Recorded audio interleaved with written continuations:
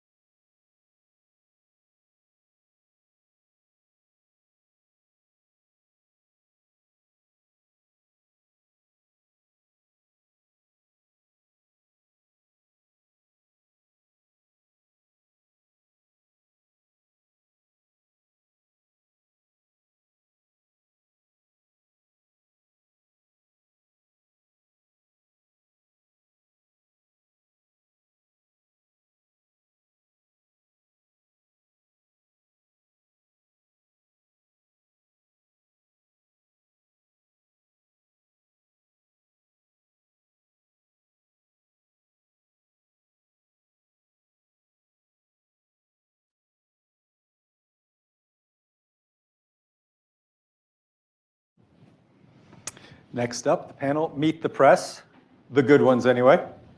3 national cyber reporters talk about their process, how they see the industry evolving, and how and why you should responsibly speak with the media. This is a panel that I put together because, as I talked about in the opening remarks, I think it's so important, whereas all of us here as security champions to go out and build the relationships, provide that reference, well, they are the force multiplier to that story and helping to educate the mainstream.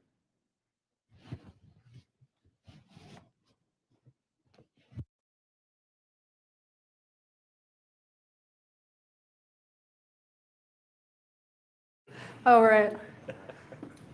I find myself having to explain this, and I think a joke is not great if you have to explain it to a lot of people, but. Go ahead, do it. So this right here, this photo, that's a profile picture. Here.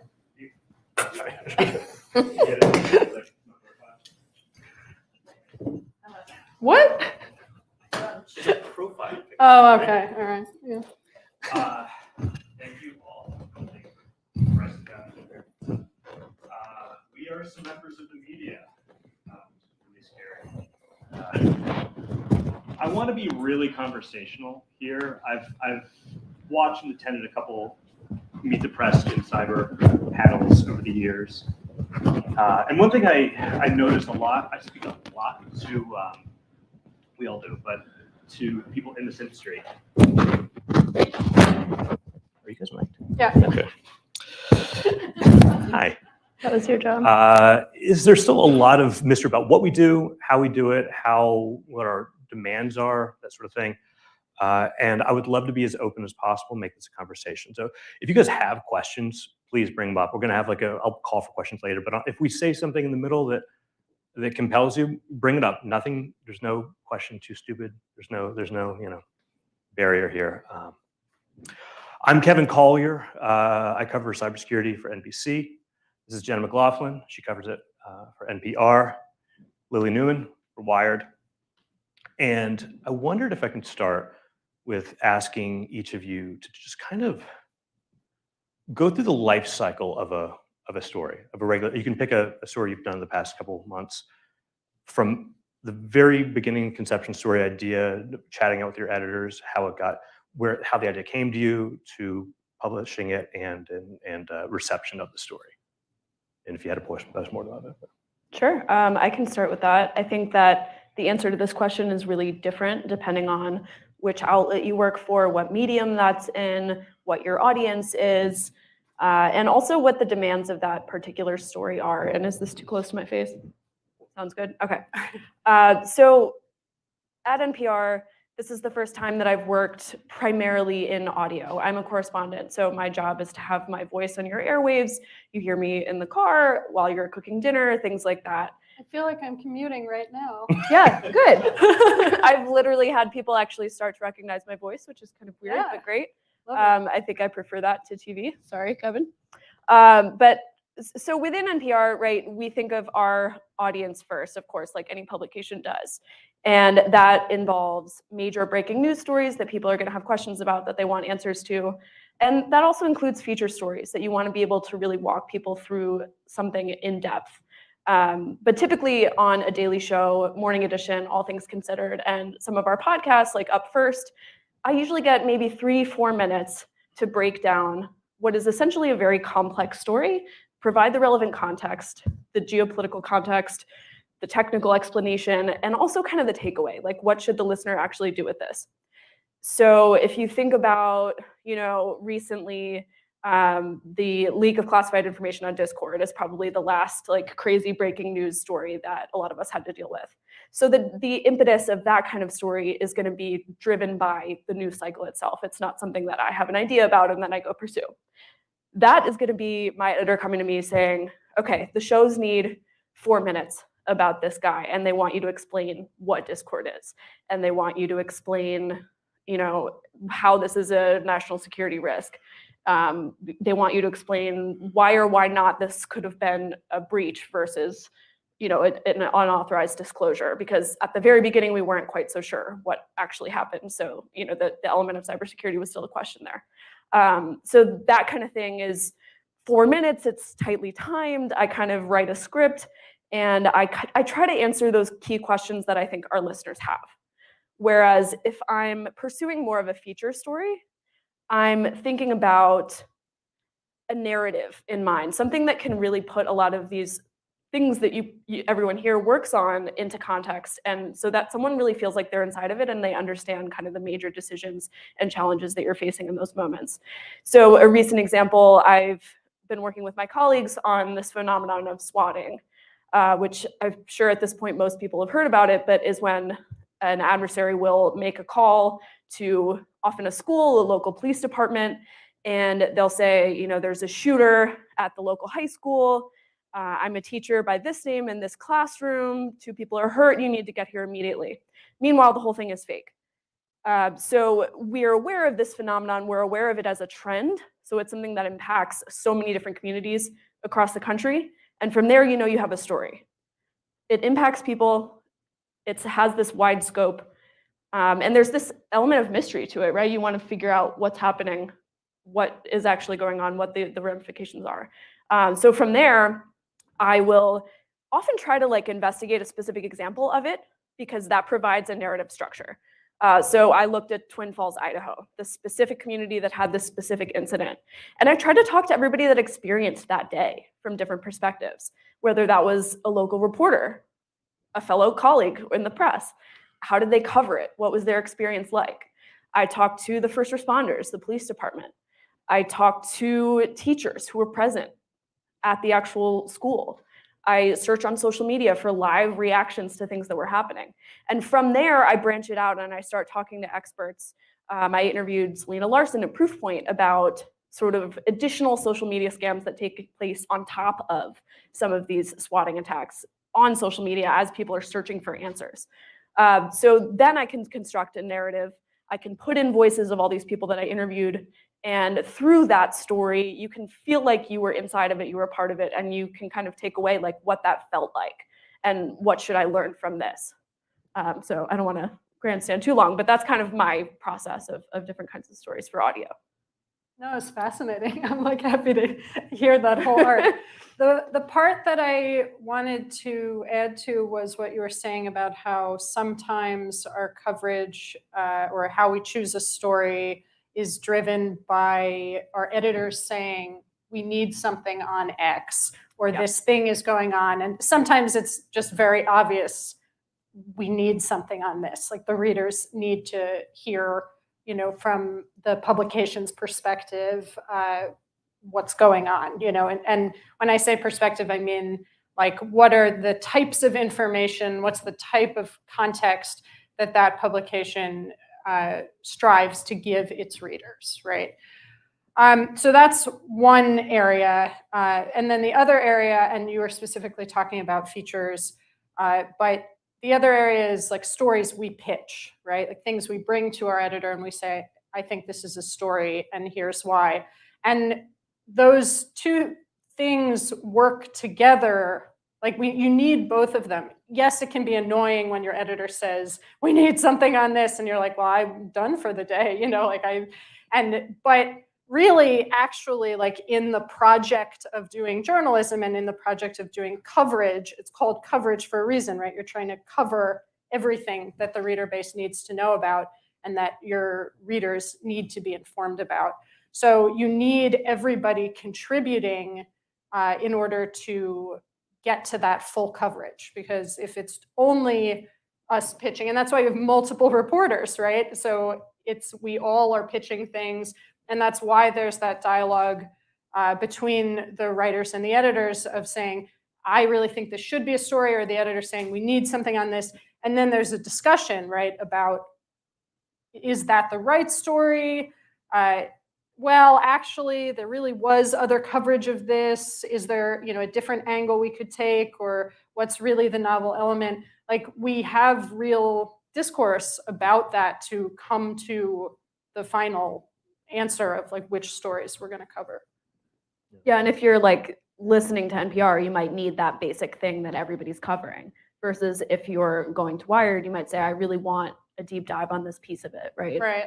Yeah, and one example is like, you know, yesterday, late in the day, Twitter announced some sort of encrypted direct messages, and it's still kind of looking at what exactly that is that they're rolling out.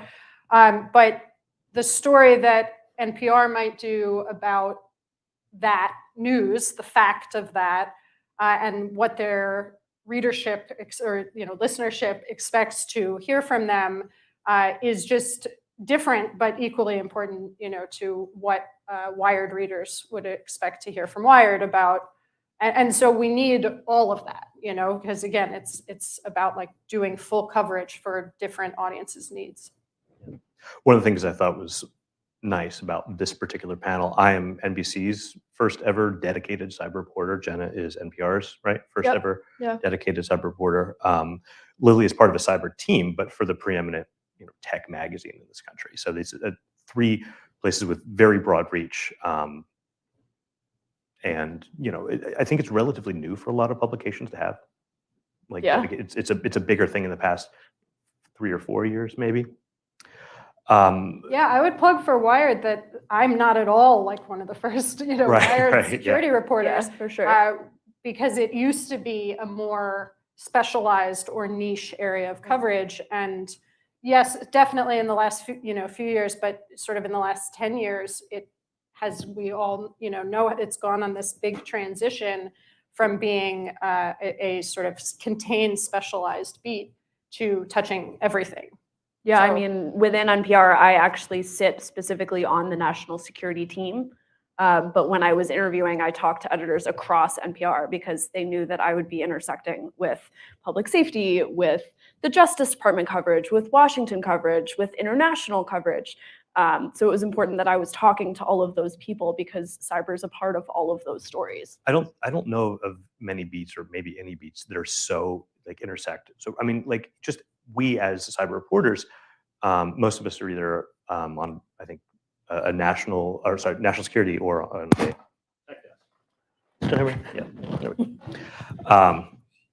but this could mean are we? Oh, let me finish this point. I'll get right to you. It could mean we're covering intelligence agencies. It can mean we are covering consumer encryption. It can mean we're covering spyware, NSO group. There's so many. Usually it means all.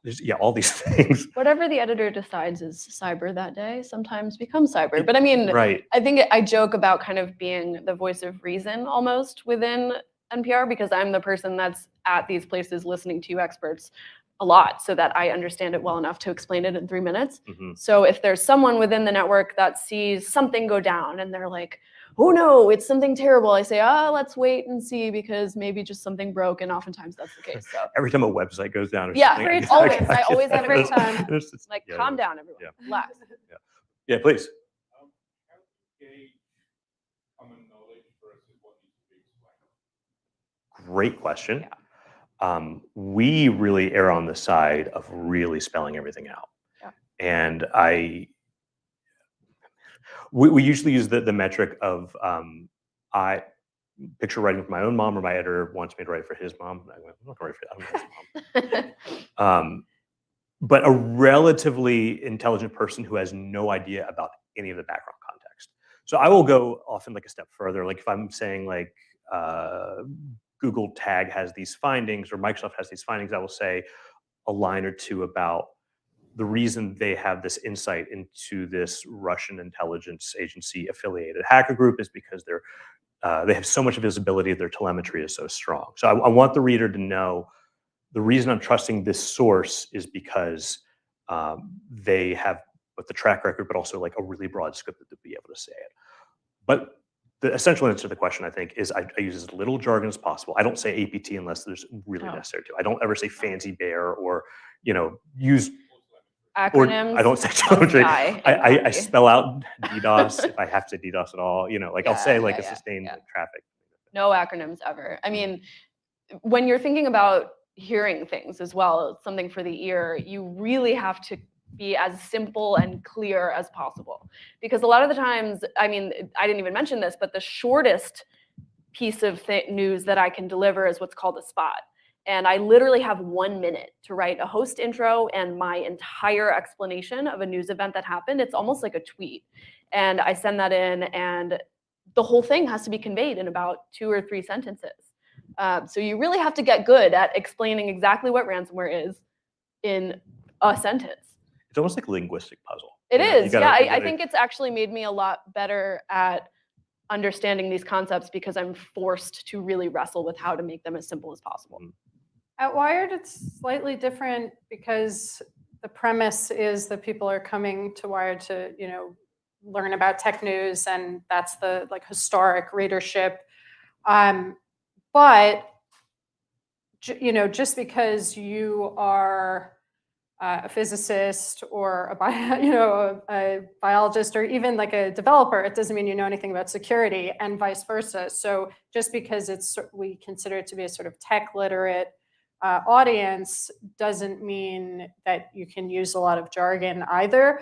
But yes, I think it's worth saying that different audiences, there are different levels. I was trying to think of an example of like something I wouldn't have to say what it is every time that you all would. I feel like you can get deeper into the weeds, though. is Well, one. definitely. Yeah.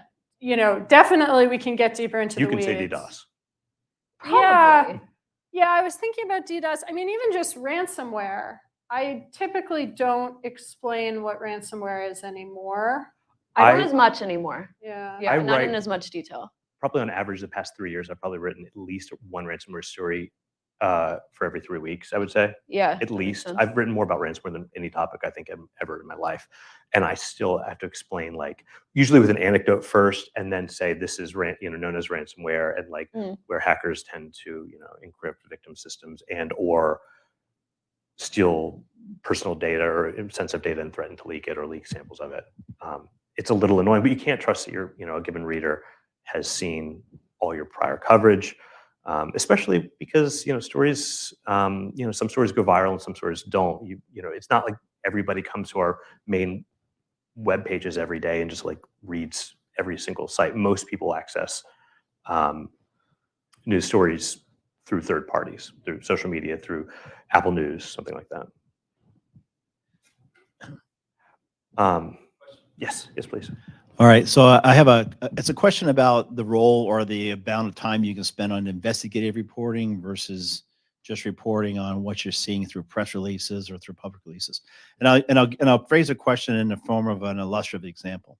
So a few months ago, the FAA announced that the entire NOTAM system, the entire federal aviation system, went down for a series of hours in a morning, and then they had been subject, and they said that it was a contractor that just happened to be working on an upgrade that took down both the primary and the backup. And the same thing just happened to be happening at the exact same time with the Canadian system. Yeah. All right, at the same exact time. So anybody in the cybersecurity industry is like had a huge collective eye roll that sounds exactly like a ransomware attack for which they were provided the keys and they couldn't get the backups or everything restored in time. Pretty significant event. FAA put out a couple of press releases, couple updates, said it was a contractor error. At the same time, when the federal government is asking for mandatory reporting for major cybersecurity incidents, to me, this is a huge news story. There's been no follow-up and no investigative, particularly since it happened both in U.S. NOTAM system and the Canadian NOTAM at the same time. So when does an editor say, you know what, we do need to expose this because this was a major cyber attack, allegedly, at least from my perspective. I'm making that speculatively, but it does smack exactly of a ransomware attack to a major national system. Yet no press coverage, other than repeating what the FAA has said was a contractor error. When do you cross the line in wanting to follow up with an investigative review of that versus just going along with what you're seeing in press releases come out of public officials? So I think my immediate answer to that is that if you think that there's a story that deserves follow-up, tell us. Bother us about it, because we are keeping track of a million different things. Our editor's demands, I have to be on Morning Edition at 4 a.m. to talk about this thing that maybe was a little more high profile. But having someone that is trusted in the space come to me and say, hey, this deserves follow-up is usually enough for me to say, okay, I will follow up on that. I like to have a balance of, at least 1 or 2 things that I am investigating in addition to the fire hose of insanity over here, because you have to feed the beast. Anybody that works at a media organization is familiar with that phrase. You have to constantly be responding to things that are being demanded of you. And again, that runs the gamut from NSO Group to something that's kind of privacy related to, you know, things that nobody here probably would consider as cybersecurity, but end up on my lap, right? But having a community like this that really knows what they're talking about and has the ability to like push us a little bit, say, hey, this deserves a little bit more focus and here's where you should look. That's usually enough to help us get started. And it's really helpful because you know it way better than we do. The one other thing I would add is what you said about having a few slots. We all, I think, are always working on a few investigative topics, or like wanting to look into incidents more or whatever. There can be a bit of a problem where your slots are already full and then more things happen, and so you have a backlog. But the other thing I would say is an investigation like that, where government agencies have like definitively said that something is explained in a certain way, getting the material together and the sourcing together to refute that and say, actually, something else happened, can take months, right? So it's just because you haven't seen it yet doesn't mean it isn't happening. But that's not a reason not to check in with your friendly neighborhood, definitely. reporter and say, you should be doing this. I definitely completely agree with that. It's just that, I mean, sometimes it can take years. Like we see that regularly, that these investigations will come out a year or two later, because just speaking particularly to the example you gave, it can be, very difficult to get the story when there has been an answer. People, and there's very little value in the people who actually have that data providing it to you. right. Yeah, I certainly will echo. Every reporter's plate is completely full, and they have to make strategic decisions to shove something off that plate to put something new on there. Triage. I certainly, in my case and throughout my career, various places I've been, if I've ever told an editor, "Hey, this would be a really big deal if substantiated, right?" and they would say yes. Well, then I have a good tip on this. So someone with good reason to think this thinks this is a case. Can I have a couple days to work on this, or at least once whatever breaking news is off the we've finished that? The answer is almost always yes. So it's completely a matter of, honestly, I would not have followed up because there's so much more to do. If people are telling me that there's substantial reason to investigate, I will. Which is maybe a good way to pivot into a pitch I'd love to make the audience, both here and watching virtually, which is, why shouldn't these people talk to us? Why should they talk to us? Why should they talk to us? I think there's a value in the public understanding these problems that you're pointing to and realizing that ransomware is this huge challenge, and here's how it happens, and here's why it's still happening. I mean, I think all of us become journalists because we think that there is value in communicating with the public and helping them understand these issues, whether it's on a personal level, and you're impacted by cybersecurity personally with your own devices, or understanding it on a more systemic geopolitical level, understanding how the cyber element is involved in the war in Ukraine, right? And we are really committed to telling those stories. Like, I'm probably going to Ukraine. I was supposed to go already. It was the whole thing, but I'm probably going for at least 3 or 4 weeks. Thank you, in August. So if there are important stories to be told in Ukraine that can only be told on the ground, I want to be telling those stories. So it's not like me saying I think that you should talk to me because it'll boost my career and my ego. I genuinely think that particularly at our outlets, there is a big chunk of the public that come to us to better understand these things. And maybe they don't even know that it's something that they should learn more about. I mean, you were talking a little bit earlier about the whole explain it to your mom thing. And I've used the same. And when I was doing my voice coaching, they say, act like you're talking to your mom. Try to be conversational, try to get people to really feel like it's approachable, because I think that there's a huge contingent, my mom included, that if she hears some of my stories, whether it's, investigative stories about the intelligence community and these failures happening with this technology and people dying, she'll immediately sort of shut off her brain and say, that's too much for me, that's too scary, it's too complicated. what I want to do is not have the brain shut off. Be like, oh, okay, that's relatable. That story that I heard on NPR is relatable. That's a thing that I encounter in my daily life. I understand now why that's important to me. I understand what I can take away from that. And now maybe I have a fun anecdote to talk about at a party or something like that. Like I try to include little fun things that will niggle in someone's brain and get them to sort of talk about it. A good So color. I think that we can't do that without the actual experts. And that's why I think you should talk to us. Yeah, I totally agree with that. I also think the interests to disclosing more information with the public are a lot more aligned in security than people seem to think. Like a lot of times, I understand first of all, there's safety concerns sometimes around disclosing information, and there can be like,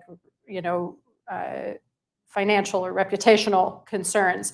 But especially on that second point, from my perspective, that seems to be overblown. And in fact, like it seems to me that it would be much more advantageous to a lot of different types of organizations or researchers or, on a bunch of different components of the community for folks to come forward, talk about what they're seeing, talk about what they're experiencing, or talk about why they can't to the public, like tell people about that.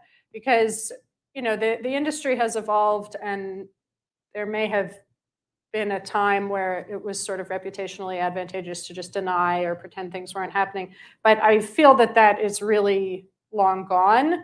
And, often there's nothing more savage than us saying in our story, like the organization declined to comment, right? And people will do whatever they can for us to not put that in a story. So I'm like, well, so why don't we just say what it really is? And then everybody, like what's actually the issue about coming forward? Obviously, this comes up a lot with, targeting or sort of victimization or things like we were talking about ransomware attacks, of course, that comes to everyone's minds.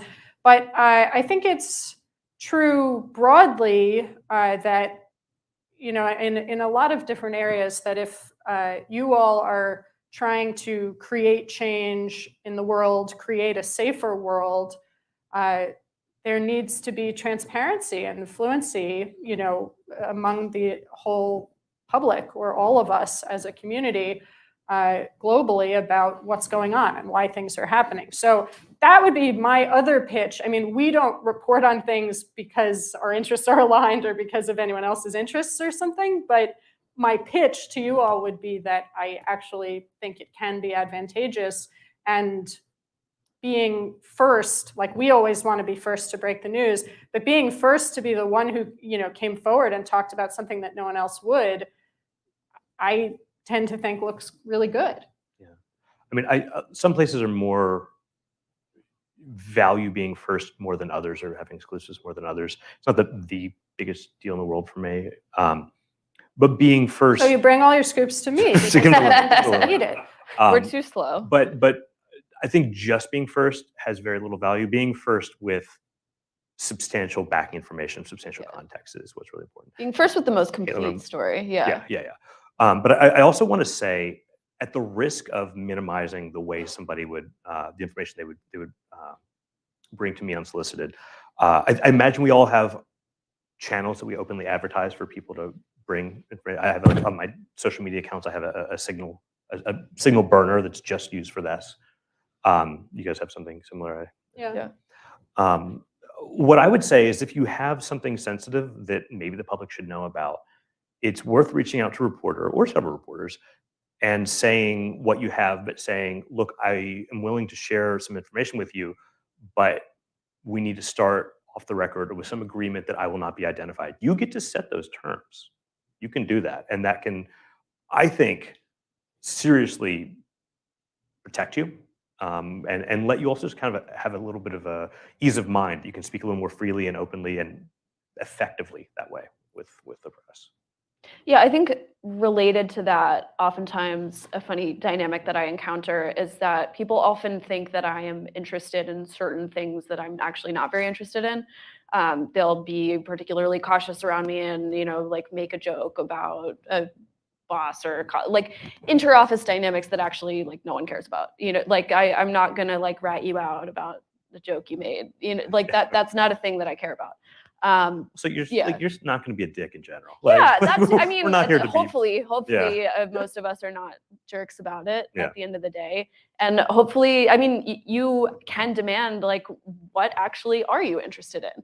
What do you think this story is? Because my brain is kind of working in the background and putting together a script as I talk to people about something. I mean, I'm on a tour today, and I'm thinking, how could I do this in a way that creates a narrative audio format? How could I put it in a scene?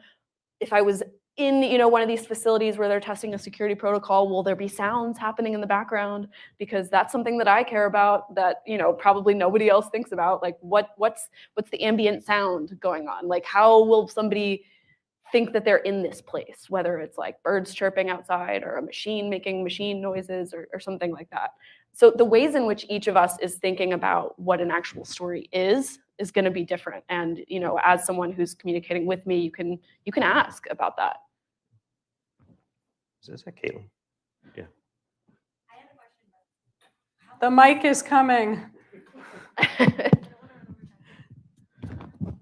Well, I've been fortunate enough to work with all three of you. And I just want to pull on a thread that, Lily, you were kind of touching on, which is it has definitely changed, I think, how companies are coming forward with security information. I think that has a lot to do with the reporting that is done. People understand the benefits of providing that level of information. I think it's a testament to all of your work. But do you each have a story or something you've worked on that has had a net positive change in the industry? Because I think that is also something that you guys do, which is when you talk about stuff enough and you educate enough, we actually see change in the ecosystem. So it's to all three of you. Sorry. Great question. Yeah. Sometimes you don't get to know the impact. I spent so many years reporting on the intelligence community and a lot of secret stuff. And I'm pretty confident in the fact that it at least impacted some of those missions. I've only been in squarely the cybersecurity space rather than kind of cybersecurity intelligence since I've been at NPR. So that's been interesting to try to track the impacts of cyber stories. I don't know if you guys have. It's a great question. I feel like there are a lot of different types of answers that we could all give, but something that is coming to my mind is like when we were talking before about how each of our mediums and publications has like certain types of stories that are particularly resonant for the audience. Like one type of story that I think has been impactful that I do at Wired is like stories about trends or changes that need to happen in security or problems that then weirdly are very popular and get that I either link back to again and again over the years in future coverage, or that I see shared and linked to over the years. And some examples that are coming to my mind is I wrote a piece a few years ago about why there can be insecurity in the Bluetooth standard and why there can be insecurity that comes from mistakes in implementations of Bluetooth. So like this is like a story only Wired could do, maybe it's like trade publications or something like, right? I don't think there's not a lot of audio for and sort of getting into like, well, what is it about the Bluetooth standard? It's the fact that the Bluetooth, partly it's that the standard is so massive, like, literally that, no one has read the whole thing or whatever.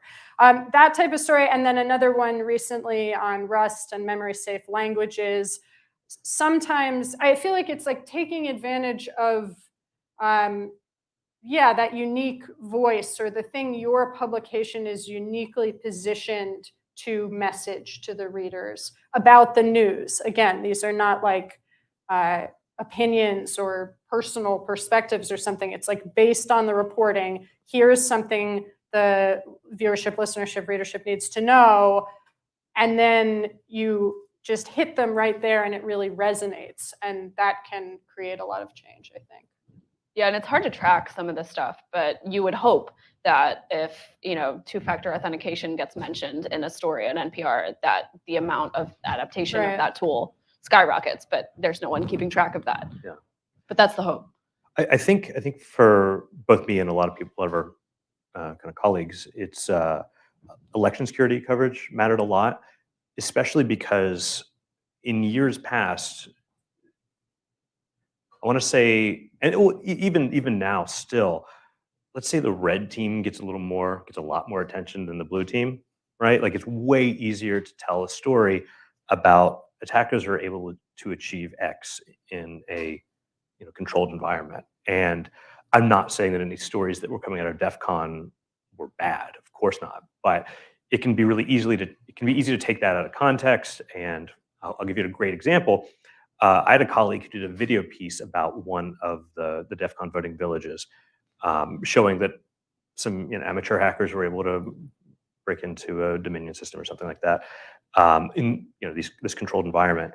And when Trump was leading his the election didn't really happen crusade, at one point before he was suspended from Twitter, he tweeted my colleague's video, and it was like, man, that's not great. But I think that I think a lot of us did a lot of good work ahead of the election, really contextualizing what it means that yes, there are vulnerabilities in these voting machines, but also that doesn't mean that the election as a whole can be hacked. And I think there's a lot of good groundwork laid. Of course, it's not going to reach everybody. Well, our reach is very limited. It's fun to pretend it's not, but it is. But I shudder to think what would have happened if the press had not been as responsible as it was about vulnerability of voting machines ahead of 2020. Yeah, that's interesting. I think that example of voting security in particular, that's an example of a topic where typically no one story, like we're not doing those stories because they're viral mega hits. People talk a lot about like clickbait headlines, but it's just about trying to earnestly get people to understand the novel thing that is then discussed in the story, right? Get them into the story so they can learn more about the thing. It's really, I mean, that came from like cynical, like cat video type stuff or whatever. But I think election security is an interesting example because the coverage was really about what I was saying about total coverage and making sure everyone had all the information. It wasn't because any one of those stories, at least at Wired, was like a massive viral hit or something. It was just about doing responsible journalism and making sure you're covering everything the readers, should know about. But I mean, I happen to know a lot of, I mean, if Trump tweets your, the video, then it's going to get a lot of traffic. I know a lot of state election officials were reading this coverage. I Yes. know that a lot of lawmakers were, and there was, lawmakers were able to fund a ton of money for election equipment replacement. So I do think there's some element of I draw a think straight line. Definitely. I think just awareness of a threat sometimes is enough to counter it to a certain extent. I think that's true with disinformation, however you want to characterize that, just public awareness of the fact that there are people or bots out there that would like to dispel disinformation, to confuse you, or to trick you, or even just basic scams that are out there, like clicking on links. Like that kind of coverage just creates an increased level of awareness. It raises the floor for how much people just are aware of. Yeah. Lily, you mentioned clickbait. Can we go through what both of you, your kind of daily kind of sense of job requirement, and also weekly or monthly and also annually? Like, what is it you're supposed to do? Do you want to start?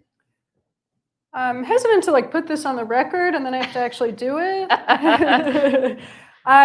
Daily requirements. So yeah, I think, again, I don't mean to be corny or something, but I think,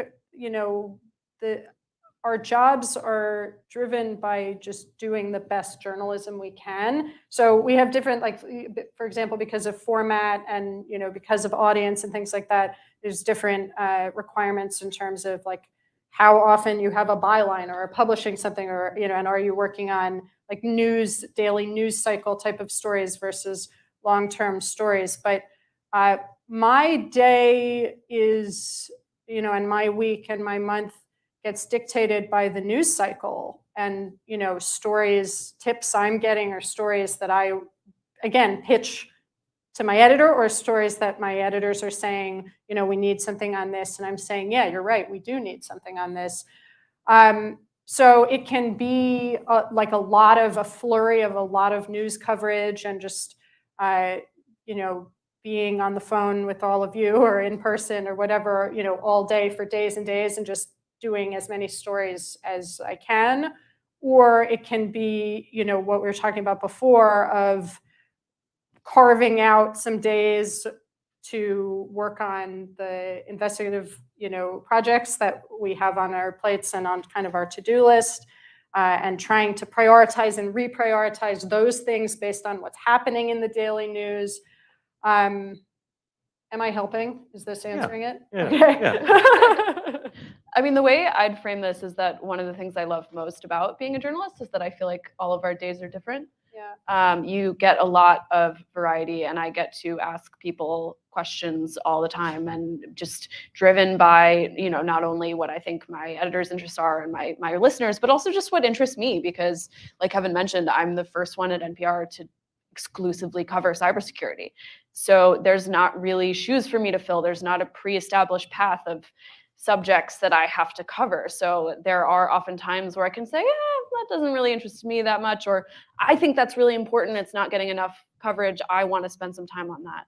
I think a typical day is hard to document, but within the space of probably a month, I'll have, maybe a day where there's a lot of little breaking news stories, a bunch of things that happen that I think are worth noting, maybe not worth dedicating an entire interview with a host on yet. So then I can do a spot. And that honestly doesn't take me very long. I do a bit of reporting to make sure the whole thing is accurate. I write out a little script. I submit it to my editors. They say, this is good to go. And I track it, which literally is going into a program on my phone that connects me to a studio within NPR, recording it, making sure I think that my voice sounds good, I'm clear, concise. And then it'll be on the radio sometime later in the day. And that just happens like magically almost. It's really cool. And that's actually the way that I think most people hear me, is through a spot, because you can just constantly kind of be in listeners' ears about something quick. And sometimes that'll be the most memorable thing that you did that week, even though you spent 20 hours on a feature that comes out, and I'm talking with Steve Inskeep about it, and maybe that is something that I spend a lot more time on, but maybe less people will hear. So it's interesting. I think that a lot of time is spent communicating with editors. We are not, autonomous humans that just say, this is what I think and I'm just going to go with it. Like, there are a lot of conversations with editors, with other people on your team, about how to collaborate on stories, what things we're hearing from within the communities that we focus on, whether or not there's intersections between those things. That happens a lot. I think that any editor in any newsroom is going to tell you that they want their reporters like out in the world. In places like this, in rooms like this, in happy hours focused on a specific security community, on social media, the specific Mastodon instance, like places where people gather and talk about things that are happening. So it's a really big variety. It's not just, here I am, my day, I'm taking this meeting at the same time. It's a lot of variability. What about you, Kevin? What are you up to? I've never, at any job I've ever had, I don't think, had a story requirement, like publish Oh this yeah, many. me neither. I mean, I'll feel Thank God. pressure, like hey, you've not written anything in a while. Yeah. What is it you're doing right now? But there's never been That you almost got to never fill this. happens to me, actually. You've never, never been like a quota, or Yeah. I've never had definitely never had like you have to hit this many clicks. I think that's a huge That does exist though, I think, at certain I mean, places. Gawker had it, right? Like the old school Yeah. Gawker. And I feel like kind of the content farms, like things about like that you write about viral videos or stuff too. But Yeah. do you know places that I do that now, feel like like- actual news places? I'm trying to think of, there was one place that I feel like I interviewed at, maybe it was Bloomberg, that said something about like you get a Ooh, bonus wow. related to like Mm. traffic or something like that. That is a thing that does exist in certain Gawker did environments. traffic bonuses too, I know. Yeah. So there are some incentives in certain places where getting a certain amount of traffic is directly correlated to sort of your advancement or how much money you're making. But I think that we have not had that experience. Yeah. Yeah, I mean, I guess so I just wanted to stress that that's not common across the industry. Yeah. Thank God, because I think it definitely would be Yeah. made, at least. We don't like that. Yeah. That creates a lot of anxiety It's for us. horrible. We don't want to be in that position Yeah. where we're just trying to get people to click on something. We actually want to create less fear mongering to Well, and the you're- extent that we can. Yeah, the idea is to be compelling. Like, I think I'm always trying to say there's this other thing that it's not clickbait for its own sake or like to make money. Right. It's about writing or, crafting coverage that is compelling, where either people already know they care about the thing, so they want to know more about it and learn more, or making the pitch to them that they should learn about it because it's a thing that's going on that they wouldn't have thought, they have no idea about it, and they wouldn't have thought, so, our part of our job is to bring them in, and there isn't anything like sinister about that, or sort of like, it's not a trick. It's about like, that's part of our job, is to help people to know what they wouldn't otherwise know. A Yeah, headline is literally, here's a couple words to Right. we only have like 8 words to convince you to read the story. You have to and be convinced. we to wrote it for care. a reason. Like we Yeah. promise it's like we didn't just do it because I don't know. for shits Yeah, and giggles, like- constantly editors yeah. are saying, okay, at the very top of the story, why do I care? If you have not convinced me of why I care within the first couple of paragraphs, it's not a well-constructed story. And if you can't do it after a lot of work, it shouldn't have been a story. Well, exactly, or it's Yeah. too long of a story. I mean, I think within NPR we think of this as like a driveway moment, right? The one where you're done with your drive, but you're still sitting in the driveway listening because you want to hear the end of the story. I love that. Yeah, A lot of being for in us, the the way car. that the way we judge kind of the success of a piece is that if the person listens past the intro and they've been hooked by it, they typically will listen to the whole story. And you consume an audio story differently than the way you would read something in a newspaper. Newspaper, you can go back to it, you can reread a paragraph, something like that. Whereas with an audio story, I am walking you through the narrative, and you're not going to go back and you're not going to go forward and skip. You are on the journey with me. And if I lose you at a certain point, then that's my fault. So, saying a name, even like I have to say a name in a certain way, make sure I say it right, obviously, but slowly, so that people's brains can kind of catch up to the fact that there's a new person introduced. So yeah, all of those things are things we think about. Yeah, and I think the idea is to make it compelling enough that instead of like the metrics or traffic or whatever, I think most publications and outlets are trying to try to do it this way, that by doing the best journalism we can do, and like you said, if I messed up, if I haven't brought them all, but it's on us to do that. That instead of that, like the outlet would then have the readers like go disappear off the page, and you're not getting the traffic from that. Yeah, I think that the way I think about that too, and this works kind of a little bit further outlets, maybe not quite as much, is that when I'm looking for a quote of something, it's often what makes you relatable to other people. When I'm telling a story, I'm gonna love if you take me to the day you were doing a certain piece of research, or you were in an incident response, and you say, oh, I was like drinking this giant can of Monster, and I had the bowl of popcorn over here, and like my mom called me and I had to ignore it. Like things that will put people in that moment and say, Set oh, that I relate scene. to that. Yeah. Yeah, Okay. set the scene, put some personal emotion into it. Give me that kind of reflection.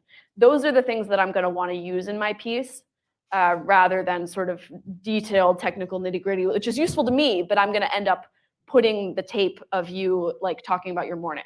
And then All for I'm the going to, moms. yeah, It's all yeah, for moms. exactly. We do it for the moms. Exactly. It's for the What mom. we do it for. Yeah.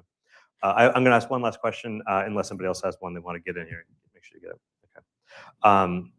Which is I see these studies all the time that so many people distrust the media.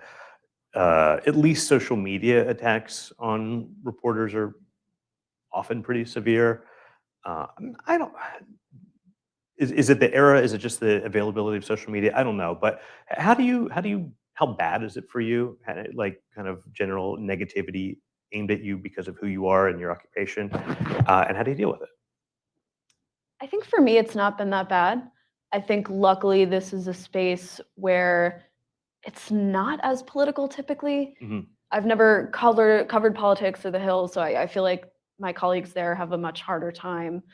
Um, yeah, I have never found it to be particularly terrible, but I think a great thing that certain media organizations can provide to their reporters, like we have Delete Me paid for Yeah. by NPR, which I think is awesome. So that there's not this concern that I could be doxxed at some point, and someone is taking care of that for me. Um, I think I've been lucky in that respect, but I'm careful to not post something stupid Yeah. because I know that people will go after that. Yeah. Yeah, my answer's the same. I also feel pretty lucky that I feel like it hasn't been that bad for me overall. But then I think pretty much anytime I post a story like on, Mastodon or Twitter or wherever, or promote it in some way, somebody replies and says like, "Well, did you think about this?" Or like, "Well, the headline doesn't really explain that." Yeah. And it's maybe not sort of vitriolic and whatever every minute, but we do assume a baseline of like criticism and aggression as part of our jobs, and maybe that's fair to a degree because it's a public forum and a public discourse, and people have just all sorts of things they want to get off their chest. But yeah, I guess it's just worth noting that like I consider myself to be lucky in that regard, and yet most people outside of media in their daily lives would be expecting like zero angry feedback. Yeah, Whereas our baseline is like is what we're expecting. a certain level. Yeah, I mean, especially if you're doing something investigative that's going to make somebody upset. Yeah. Yeah. And certainly that, Yeah. right.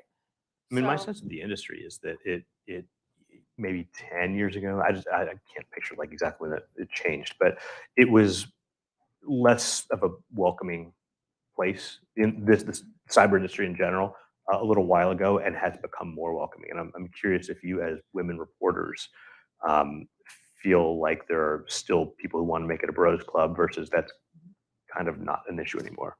Yes, I think that is true. The Bros Club factor. Mhm. Um, What that it's still there, or that it's I think it's still there. Yeah, definitely. I think it's still there. And there's this sense that bros talking about their cool research, and maybe I'm not the first person that they reach out to talk about it. Yeah. And I don't know how that changes, but I'm here.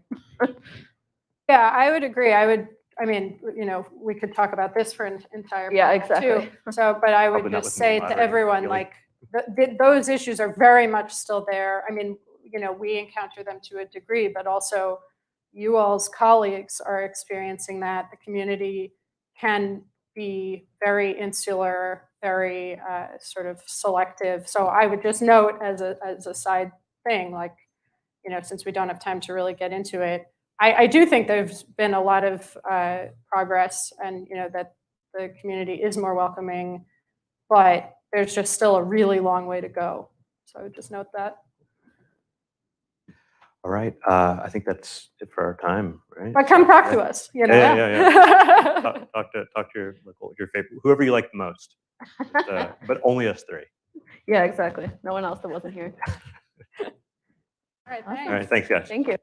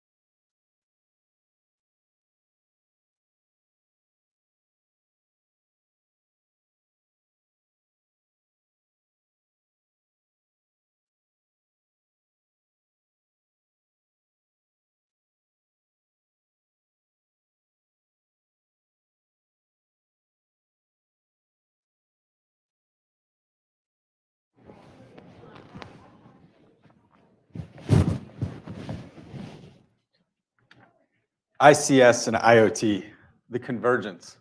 Almost sounds like a movie. For years, we've been talking about the convergence of IT and OT. Now it's about to be turbocharged. Welcome to a world where industrial control systems run on the Internet of Things. As combined systems are increasingly deployed, the gains to society will be profound. But the cybersecurity threats will multiply. This panel will explore the evolution of IoT security principles and how ICS digitization increasingly relies on securing not just our OT networks, but the Internet of Things on which they will soon come to rely. The panel will be led by Harley Geiger, counsel at Venable. Harley Geiger is an attorney with Venable, serving as counsel in the Privacy and Data Security Group. Harley counsels clients on public policy engagement and laws related to personal information security, IoT security, regulatory compliance, and cyber incident management. Prior to joining Venable, Harley led the public policy and government affairs program at Rapid7, advising executives on global security, regulatory, and public policy issues affecting the company and the security community. Harley also served as senior legislative counsel at the U.S. House of Representatives and is CIPP/US certified.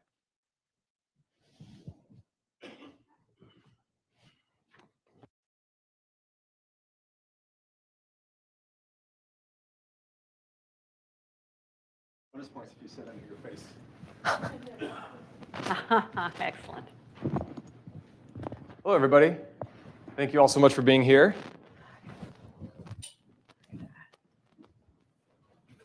And please say hello to our esteemed guests. So I got distracted. Did he give you a bio for each of you? I think it was just your bio. We were all distracted.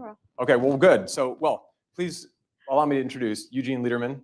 He is Director of Mobile Security Strategy at Google, where he leads efforts around Android security evangelism, security and privacy standards developments, certifications, and other specialized strategic programs. Kat Megas, she is manager of the cybersecurity of the Internet of Things program at NIST, and she's focused on advancing and accelerating the development and application of research, standards, guidelines, and technologies to improve the security and privacy of the ecosystem and of connected devices. And last but absolutely not least, Megan Samford. She is Vice President and Chief Product Security Officer for Energy Management at Schneider Electric, where she's responsible for driving the product security strategy and program for Schneider Electric's energy management business. And I'm your moderator, Harley Geiger. Pleased to meet you all. We're just going to jump right into it. This is on IoT and ICS convergence. Well, let's start very basic. What's the difference? Eugene, what are some of the characteristics? What are some of the differences between ICS and IoT?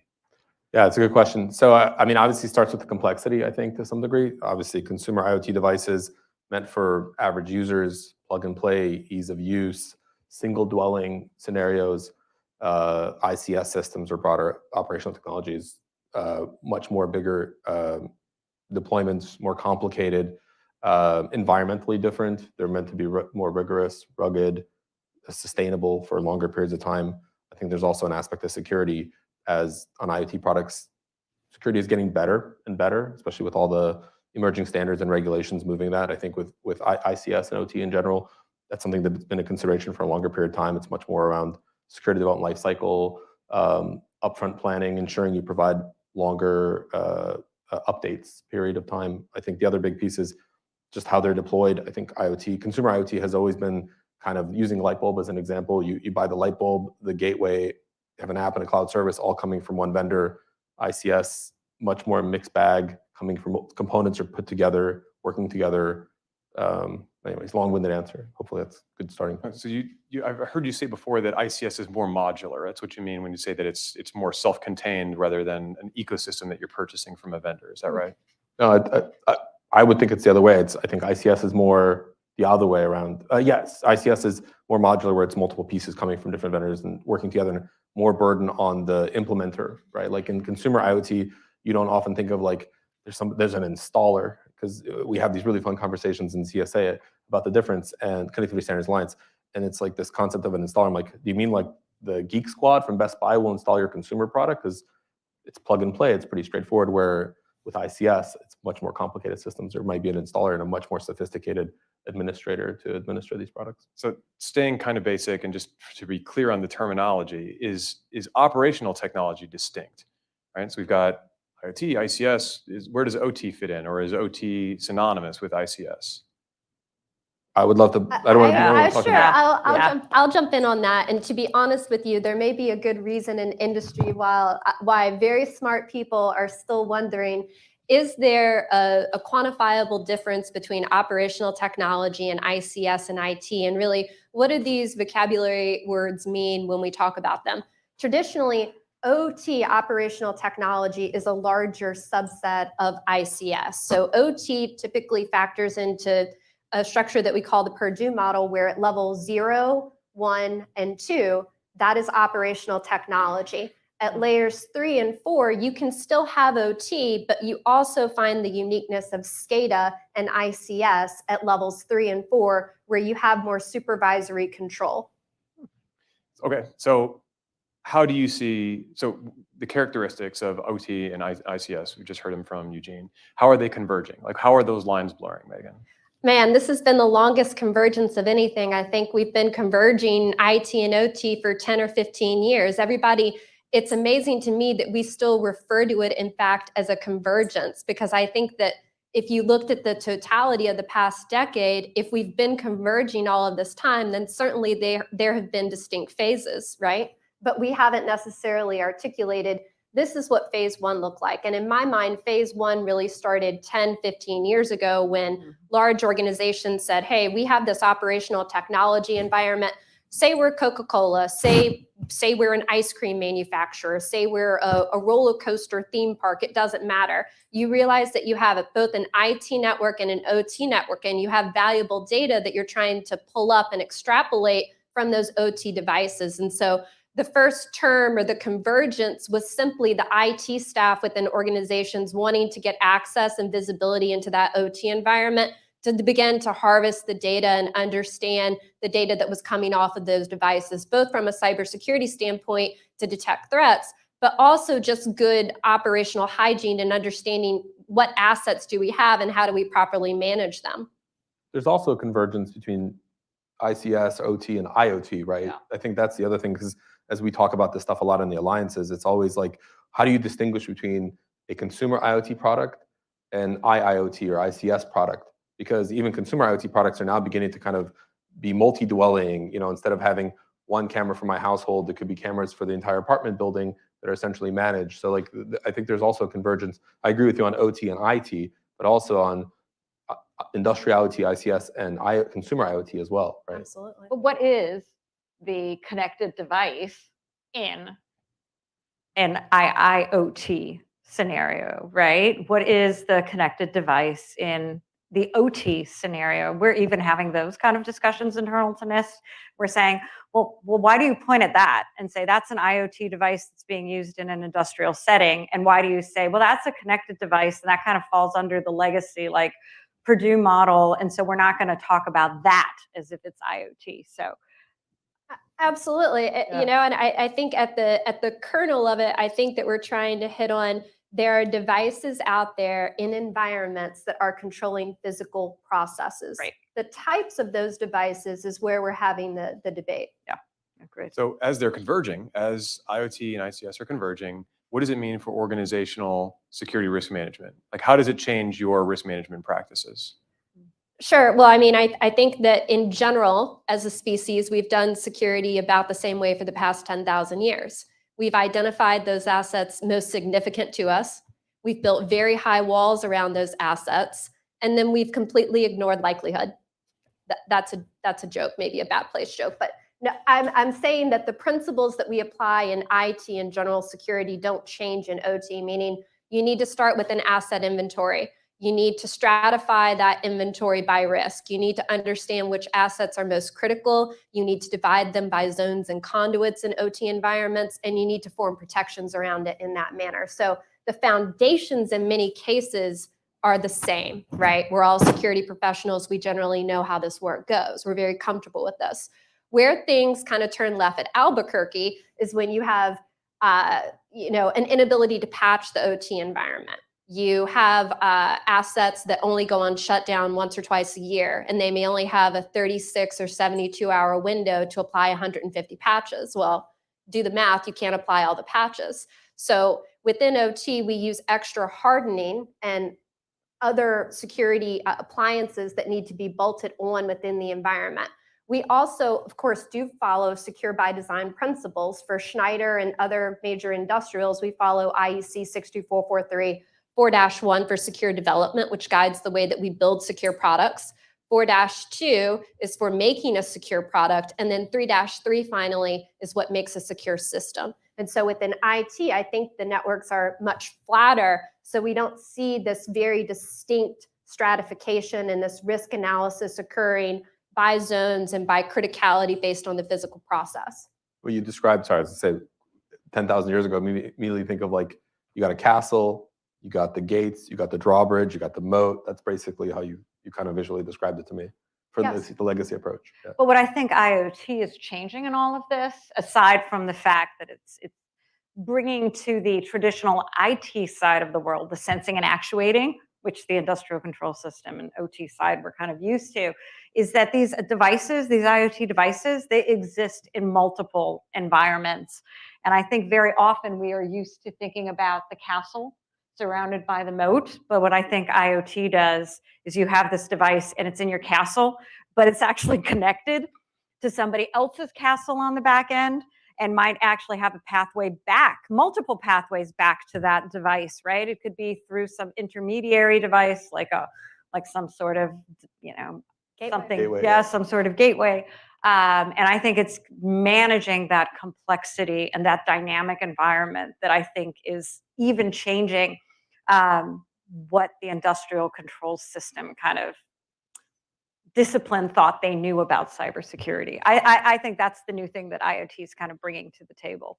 I think you're exactly right. Is we don't feel confident in our ability to measure and control the attack surface when you're bringing in additional IT-like hyper-connected, hyper-communicating devices into an OT environment. And how does that change the attack surface? And as we're introducing these newer products that hopefully have newer and better security capability, does it improve the attack surface maybe a little bit? I don't know, but I don't think that we're very good at risk modeling this.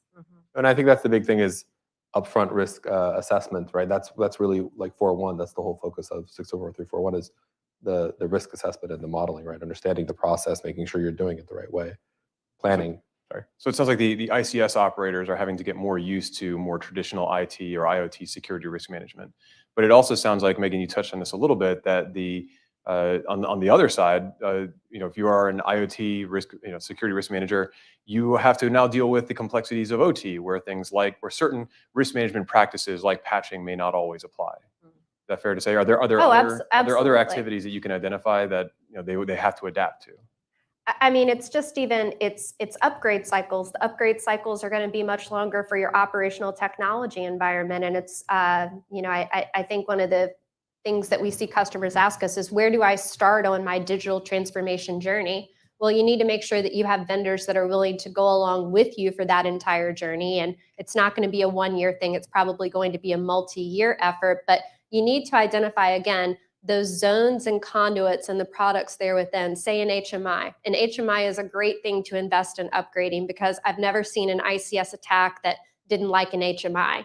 So you want to put your money where it's going to give you the most bang for your buck. So a clash of cultures, it sounds like. One of the things we've heard a lot of in IoT is on transparency. Kat, what do we mean by IoT security transparency? Can you talk a little bit about NIST's work there? Yeah. So NIST is just starting to look at this area because I think what we continue to hear is this theme of transparency and how transparency is needed to both enable trust. How can I trust this product if I don't understand its cybersecurity? But also transparency is critical because the people who are using the product need to know what is expected of them to actually secure the product. Cybersecurity is kind of a two-way street. And at the same time, though, I don't think we're all saying the same thing when we're saying transparency. And in some cases, I think we are saying the same thing, and we are not even understanding that we are all asking for the same things. So we've started kind of trying to poke the area and understand, would there be something useful that NIST could do in this area, and providing some consistent lingo around transparency. This isn't intended to address things like compliance, but you've got labeling, you've got SBOMs, you have SDocs. We have, I don't know how many different types of transparency we're asking about. And it is something along the entire continuum of the supply chain. We're focused very much on kind of the customer and the last end of it, but nonetheless, it is something that is all along the entire supply chain that's interesting. So we are kind of trying to poke at the question. It seems like there's a lot of need here. There's a lot of need. Again, what we consistently hear is, I'm comfortable with, I know what I know, and I'm almost comfortable with knowing that there are the things that I don't know, but everybody is always worried about, I'm the most worried about what I don't know that I don't know. And also giving somebody kind of a framework for the types of information that are important to share in the event of you needed to be transparent about something. How's that information going to get used? Is it going to be usable? Is it appropriate? Is it fit for purpose? There's lots of questions you can ask yourself about it. So we're thinking that there's something to be done here, but we're still kind of very early in the process and figuring out if this would be something useful. Is it fair to say that most of those transparency efforts have focused on IoT and not ICS to date? Well, if you're asking me, I am. if you're asking me, I think we're still kind of trying even to just. I'm pulling the thread on IoT because I'm kind of responsible for the NIST IoT cybersecurity program. We have for a while, 5 or 6 years ago, I tell everybody the story.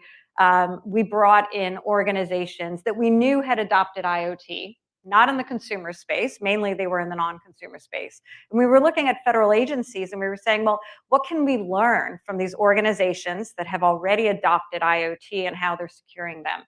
And the majority of those organizations said, we don't have a good way to actually address and mitigate those risks because in many ways we were reliant on what the product features were and what the product was able to offer us. And when we asked the questions, well, why did you buy it then? There was a multitude of reasons. One is we didn't realize, we didn't ask about it, all the way ranging from, well, we had to adopt these technologies because our board would never let us not use IoT just because of all the efficiencies it brings to the table. So we actually started focusing already 6 years ago on what can we tell product manufacturers about what they should be building into these IoT products. And now we think we've been talking about what you should be doing for 5 years. Now we can start talking about, okay, how can you start sharing that information with the people? So I'm focused on IoT. My question, again, is always probing about, can we not take what we've already learned about IoT and expand that into other areas? My next question, in fact, right? So are we seeing a similar drive for transparency, leveraging the same lessons learned in IoT in ICS? I know that Schneider has done some pioneering work on requiring SBOMs, right, for much of its supply chain.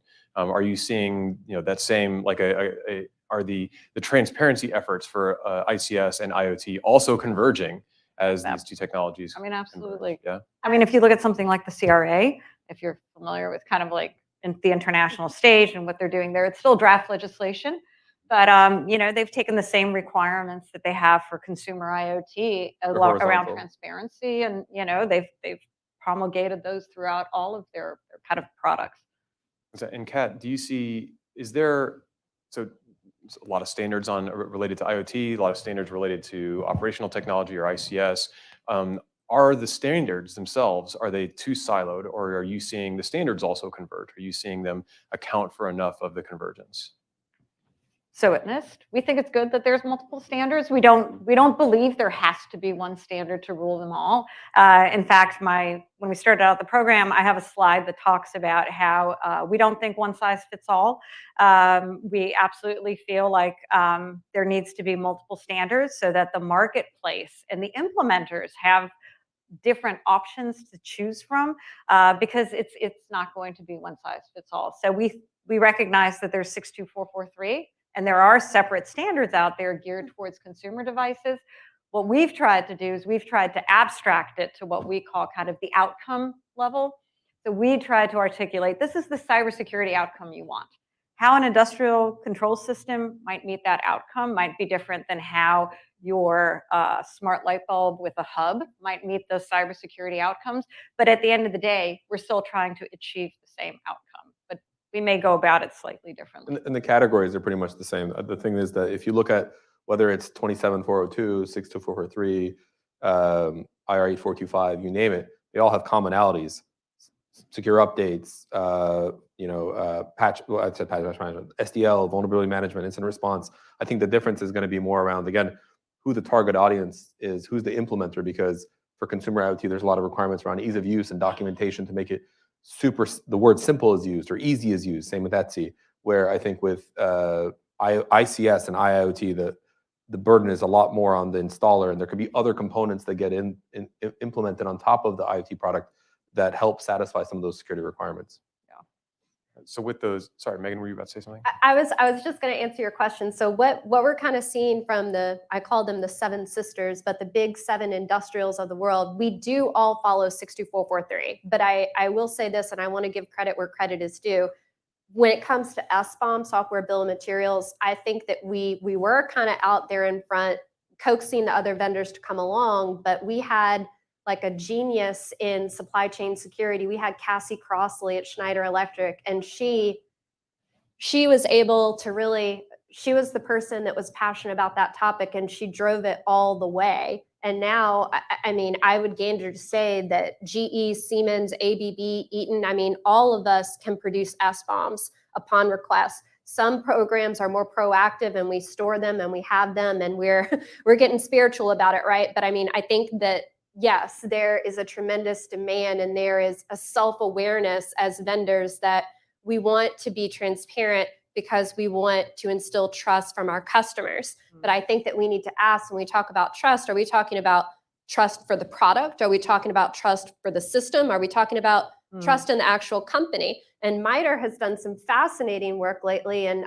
what with Bob Martin called the system of trust. If you haven't looked at it, I encourage you to check it out. It's basically a repeatable model that can be used to assess the trust or the trustworthiness that an organization could display or does not display. But at least it's a repeatable and a standardized model that we can start from. So that would be the company level. And then at the product level, we have SBOMs, we have 4-1. My biggest gripe is I always tell people, I think that we've obsessed so much over SDL the past decade, and we should have. You should absolutely demand from anyone that you're buying a product that they show you that they follow a standardized secure development lifecycle. However, we've completely forgot about the security features, I think. So I don't know if it's that customers didn't know that maybe the products didn't have all the security features or that they need to ask for them, but on any stage I get on the past year, I've been telling people ask for at least security level 2 for 62443, because we're trying to create artificial competition in the absence of regulation so that we're delivering you more secure and better products to market. And quite frankly, I am a little bit competitive. I want to be able to say that I'm producing a better product than my competitors. So just remember, if you can't remember anything else from a procurement perspective, ask for security level 2. But that's part of the problem, is that I think people don't know what to ask for when they're asking for transparency. What would instill trust in a customer, right? Is it SBOMs? Is it SDL? Is it a combination of maybe 20 or 50 other things? Right. So I want to stick on the standards for just a moment, because the first part of the panel we're talking, so there's a convergence happening with IoT and ICS. There's some security practices work for one, maybe not the other, but we are sort of mashing them together. But I'm also hearing that we have standards that apply to one, not necessarily to the other. Are there any standards out there that actually focus directly on the convergence for owners and operators that are managing both IoT and ICS, who are in the thick of the convergence? And if not, do we need more cross standards mapping? So I think that 62443, I think the ISA has put out numerous documents around edge to cloud security, basically is what it's often called, right? The journey to the cloud. There's more documents out there that I think you could shake a stick at. But I think that there's this issue in cyber, and it's not just particular to ICS security, but it's this perpetuation of cyber complexity, right? And that, I think that that's what's getting us. In many cases, though, to your point, we try to do a great job of cross-mapping the standards, saying, hey, if you're following 62443 4-2, guess what? This is how you meet NIST 853. And it's the common controls I once kind of studied this, and I'm sure everybody here has as well. When we really talk about the security space in cyber, whether it's IT or OT, we're probably only really talking about 70 to 100 common controls. We are all talking about the same outcomes that we want, just from different lenses, and how we get there may be different. 62443 is very prescriptive. It tells you you need to have certificate authority, you need to have secure boot, you need to have renewable security, you need to have all of these features built into the product in order for it to be 62443 compliant. But I think that's the tricky part is, like we talked about before, there are definitely horizontal standards. So like 27402 is a good example, but it touches only a handful of things. I think 62443, as you're right, is very prescriptive, but it could be mapped to consumer IoT. But I could argue that it's a little bit burdensome for consumer IoT products. The rigor, especially back to the non-technical requirements, the SDL process and the documentation. A lot of the smaller companies aren't there yet. So I think we're still maturing in that space where, ICS is much more mature and evolved already in that scenario. But it goes back to what you said earlier, which is transparent. The other transparency analogy is transparency is a tide that raises all boats. And that's a great example for competition, because the question you have to ask is, what are the whatever 5, 10, 15 things that you can easily use to compare a product side by side? Because if you ask, especially on the consumer side, I'm sure the same will happen on the procurement side with industrial IoTs. What are the things I should be looking at? What level of encryption is it? Frequency of patching, security support period, how they work with security researchers. Like, those are objective things that we all need to have, so that when you look at products side by side, you can say, okay, for my environment, based on my budget, whether I'm a consumer or an enterprise or a government agency, this is what fits for me. And that way it becomes much easier to figure out what you want. I think that's part of what the administration was kind of like looking at on the consumer side.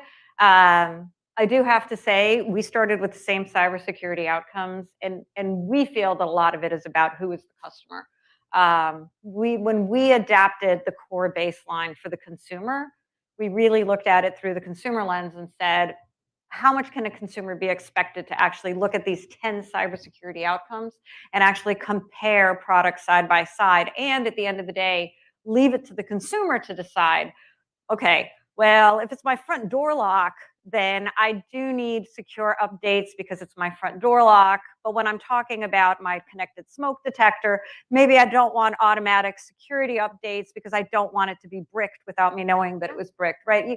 You really can't expect that of the consumer. And I do think it is a completely different dynamic when you're talking about an enterprise customer who I think could really make use of a tool like that and make those trade-off decisions and know what their maturity level is as well. Well, go ahead. Right. So, not assuming that our audience knows what the core baseline is, we talk about the NIST baseline for IoT, and then also talk about, do we have one for ICS? Do we need one for ICS? But so just let's start with the baseline. Core for IoT. baseline? Yeah. So the core baseline came out of that very story that I talked about, where we had a workshop where we were looking at the cybersecurity framework. We identified which of the subcategories in the cybersecurity framework will likely be impacted by an organization adopting IoT technologies. Because as we've all been talking about, IoT does have some unique peculiarities in how you can manage the security of those devices, as well as the risk that they introduce. And when we asked everyone, they said, yeah, well, the IoT devices were missing some basic like cybersecurity functionality. So coming out of that conversation, we looked at the cybersecurity framework, we looked at 853, and we tried to derive what we felt were 10 core capabilities. We call them capabilities on purpose because we felt it gives you the ability to secure the device. It doesn't guarantee that the device is secure. I'm not sure what secure by design is. I think everything is insecure in the nature of it being connected to the internet. But we tried to identify what were the 10 core capabilities that should be able to support your minimum cybersecurity that you require. And we iterated on these for 1.5 years with the private sector. These were intended to apply to IIoT, Ag IoT, medical IoT, the US federal government use case. It was intended to apply to any sort of IoT. Now, when you say, can it apply to an industrial control system? We didn't look at trying to replace the existing system guidance, because from a NIST perspective, you've got 53, then you've got the overlays and 81. We have sufficient guidance looking at the system area. What we felt was new was the device. So when you say, can you apply it to an industrial control system? We think you can, because we think the same system controls that apply to an industrial control system, you may have to adapt them, but you can still derive your dependencies on the device's security, regardless of whether you're talking about a traditional IT system or an OT ICS system. Well, even the terminology you're using, because we're all saying industrial control systems, but like the consumer baseline refers to it as an IoT product. And I think there's some, like I said earlier at the beginning, a product is kind of baked. You're getting a single vendor solution most of the time. Now, there's some disruption with Matter and the Alliance, Continuous Standards Alliance, around interoperability there, but like control system, many parts, IoT product, much more simplified. Yeah, a lawyer recently pointed out to me and said, something doesn't become a product until you put it on the market. That is when you start calling something a product. So I don't know if we differentiate between something being a system, because do you guys consider what you sell as a system being a product? If you sell it to someone, is it a product? Regardless of whether it's a system or just a component, it's a product, right? So sometimes in industrials, we do make the distinction, because we may just sell a box of circuit breakers and they're individual products. We may sell them by the pound, right? And then we're not the ones installing that. It's the system integrator or the customer that's installing it into a larger system. But we sell individual products like meters that go on the side of your house and circuit breakers, but we also sell complete building management systems that would be calculating the energy consumption and your elevators and your security and all of this rolled into one. So that would be where we're selling a turnkey system, where as the vendor, I'm guaranteeing that system at the time of a facility acceptance test. And in 62443, there's a whole process for that, versus individual product that's going directly to the consumer or system integrator. And we're just happy if the customer at that point decides to pull down patches and keeps the product up to date. So I'm hearing that the IoT baseline will continue to have life, throughout the convergence with IoT and ICS, and we don't necessarily need a new baseline to apply specifically to ICS. I think we're hoping that is the case. Yes. We recognize, again, that you may have to profile it, right? The same 10 cybersecurity outcomes should apply to any. But we do recognize that you have different considerations, just like in medical. Physical harm and physical safety is your priority. You may decide to modify the way you do a secure update, because if somebody has an implanted pacemaker, you are not going to want a security update to be applied to that, no matter what the security vulnerability is, if that person is not notified that they need to go into their doctor's office and have that update performed in the presence of a physician, right? So we understand that in the implementation details, it's going to be different for each marketplace, but we still think the 10. We've been looking kind of across different areas now. We've recently we've been asked to start looking at the consumer router space. And we've been trying to look at consumer routers, and we're saying, well, we think even in consumer routers, these 10 basic cybersecurity outcomes is a pretty good starting point. We're not sure really if we need to modify those basic 10 to accommodate a different set. I think it probably can work, just for the record. I think that it can. So anyone in the audience, if you want a quick read on just product security or security capability within devices, this is an oldie, but it's a goodie. Microsoft came out with the 7 qualities of highly secure devices, which pretty much lines up very well to your top 10, and it lines up to 62443-4-2. From a policy perspective, I think that we will have succeeded as an industry when people espouse about security features, the top 10, PKI, what does that mean? Secure boot, what does it do for the product? What does renewable security mean in terms of patching? If you can spout off top 10 security features in the same way that we can so eloquently talk about vulnerabilities and threats and APTs and kind of the cooler stuff, then we will have won. Because what is missing is not the way that we build the products and test them and find the vulnerabilities. It's not. It is the inherent security that needs to be in the product that we need to refocus on. And you should demand both. So don't go back and say, Megan Stanford said, don't worry about vulnerabilities. Megan Stanford didn't say that. Megan Stanford said you should be just as upset and just as concerned about the security features or lack thereof. A good thought exercise is actually going on like Bard or ChatGPT and asking the question, what are the security capabilities I should look for when buying an IoT product? And when they all Exactly. start agreeing, I think we've done our job. And I tell people, if you don't know what to say and you don't know what to tell your procurement people, just tell them to shop off of IEC 62443 4-2 is the secure product, and NIST. We're looping it in too. So what NIST says as well, do it. Absolutely. This is encouraging, right? So the convergence notwithstanding, the old standards are still finding usefulness. The oldies but goodies. Are there gaps, right? Are there gaps that standards bodies, government and non-government, should fulfill? And Eugene, I want you to talk, if you don't mind, about the Connectivity Standards Alliance, some of the activity that's going on there. I think the biggest issue that we're running into is around harmonization. There's, NIST works well with others, but they're, everybody's trying to work together, but they're also working in silos to some degree. And I think there's an opportunity for an alliance like the Connectivity Standards Alliance, which has about 600 members, formerly known as Zigbee Alliance, has been working on Matter, which is now this very popular interoperable protocol everybody's using. And so I was joking about mapping. We're like cartographers, right? But we're not drawing maps. We're literally sitting there in spreadsheets going, well, this NIST requirement maps to this 62443 requirement, which maps to this ETSI requirement. And they're not all different. Actually, like 70% of them are very similar. I always say when talking to Kat, ETSI is very outcomes driven. They think product centric.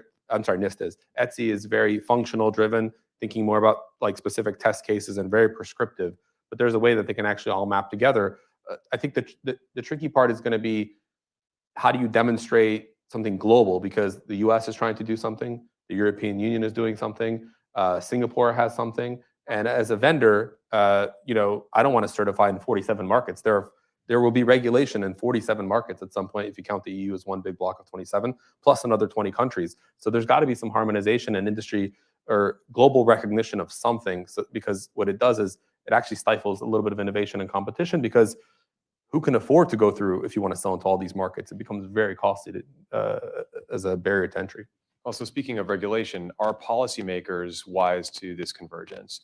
Are policymakers adequately accounting for it in this drive that we've been talking about all the past 2 days to regulate critical infrastructure, cybersecurity? Again, wants to touch it? I go back to the conservation of cyber complexity. I think that cyber people have made it too hard. I don't think that we speak in plain language terms to where the average person could understand what we're talking about. I also think that those of us that are passionate about being involved in policy, we want more people to contribute and be involved in the policymaking process. I think that the update of PPD 21 is coming, so I think that we could see some sector-specific regulation there. I think that we saw the national cyber strategy come out. We're seeing excellent engineering focus coming out of Department of Energy right now with cyber-informed engineering. That's a homegrown effort that engineers are latching onto because it's speaking their language. We're bringing cyber to them instead of saying, hey, you have to come over to our side. So I think it's getting better, but this is a very difficult space to try to create policy around and regulate. And there's tons of influencing groups and everyone else that wants to be at the table. So it's just a hard policy spot, I think. Yeah. I thought that was a very interesting presentation that I sat through in the other track too. And they were talking about generally kind of trying to peel apart the whole question on policy and regulation, right? And I think it's really all about what are we trying to achieve. NIST decided to focus on the baseline. We always talk about the baseline, though, in the context of the baseline's a starting point. It's not telling you this is secure. And it's not telling you you're going to achieve absolute security. And for the record, the baseline covers both your organizational processes as well as like the features in the product. The baseline actually covers both. But at some point, we have to also have a conversation. What are we trying to achieve with policy? Are we trying to bring everybody up to some sort of minimum level? Are we actually trying to create policy that's going to achieve like the perfect cybersecurity outcome? Because I think the latter is a rather challenging thing to try to do through policy. Trying to say, hey, there's a minimum that we should all be striving for.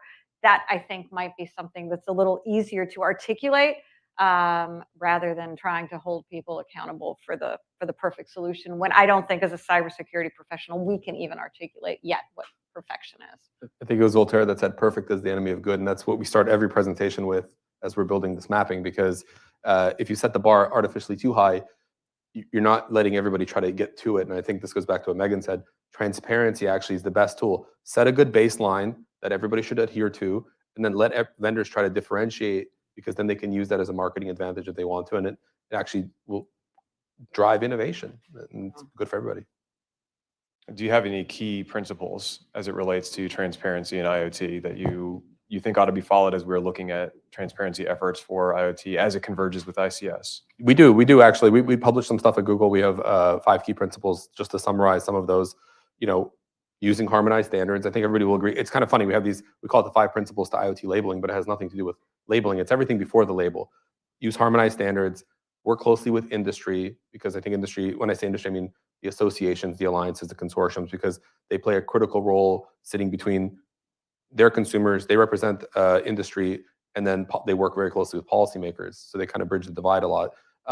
Also, obviously, we talked about like the concept of labels. Everybody thinks of cybersecurity labeling should be like a nutrition label. Well, cybersecurity changes at the drop of a dime or a flip of a switch. So you can't have static labels. You can't print something on the box. Yep. Perhaps you print a marking on the box that says to the user, hey, this has gone through something. Go learn more here online because it's more up to date. It's basically along those lines. And I think we've had good progress on getting other folks to support those principles. So on a technical question, so ICS and IoT, they have sort of famously different timelines for upgrade, right, for their product life. So ICS, perhaps can be in place for decades. IoT, much shorter cycle for changing them out. How, as regulations, as transparency initiatives, as these different requirements for security take place, it seems often focused on IoT, but because of their different life cycles, as they are converging, how can owners and operators sort of keep track of them? How do they keep track of keep pace with their regulatory obligations and in the changing standards for cybersecurity as they are trying to manage these two systems on very different life cycles? In my mind, you can't protect what you don't know about. So it goes back to the first principle, which is you have to have an asset inventory. You have to know what products you actually have. And as customers are getting on a digital transformation journey, you want to identify those zones within your networks, maybe even within your operational technology environment, that give you the best bang for your buck to update first. So think of updating level 4, think of updating level 3 first, and then move down the stack to level 2 and 1, where you're getting to devices that don't have supervisory control over the environment. They're a little bit dumber the further you move down the stack, right? So you want to replace those products that are highly connected, have high visibility within the network, that attackers like to get on. I call them beachhead products. You always see them present in ICS attacks because sometimes they find themselves directly connected to the internet, HMIs. And so you want to, again, take a risk-based approach when you're refreshing and upgrading your equipment to really focus on and start with the products that are going to give you the most rich security capability through that upgrade. My view is just slightly different in the sense that regardless if you're a consumer, enterprise, or government agency, there needs to be a directory of products that are accredited or approved, certified. The difference is going to be the level of knowledge you have to look for that. So like if you're a government agency, like Kat was mentioning, maybe you're looking at specific details about how frequently it gets updated, how strong the security is, whether it has things like verified boot. As a consumer, that could be like a much more simplified thing. But at the end of the day, there needs to be objective criteria, like the outcomes we talked about, the 10 things that we all agree that those are the 10 things. So now that if 2 products can be listed side by side, I know what I'm trying to get out of it. That's really what we tried with 62443. We started with a very simple scheme where security level 0 and security level 1 would be this product could withstand accidental tampering, right? When you get to security level 2, it's like maybe a novice kitty hacker tried hacking into your device. Security level 3 is a little bit more serious, like maybe someone's actually trying to mess with you. And then security level 4 is nation state. I can tell you that I'm not aware of any product out there that meets security level 4 on the market today. Most of your ICS and OT products are probably sitting somewhere between security level 1 and security level 2. But the security levels were supposed to be a mapping to where companies could say, okay, well, I at this level need a security level 1 product. Okay. For my HMI, I'd probably really rather have security level 2. And then if you could produce it, I'd like security level 3. I mean, military grade is security level 4. And we're just not there yet in the absence of regulation because there hasn't been enough market forces driving it.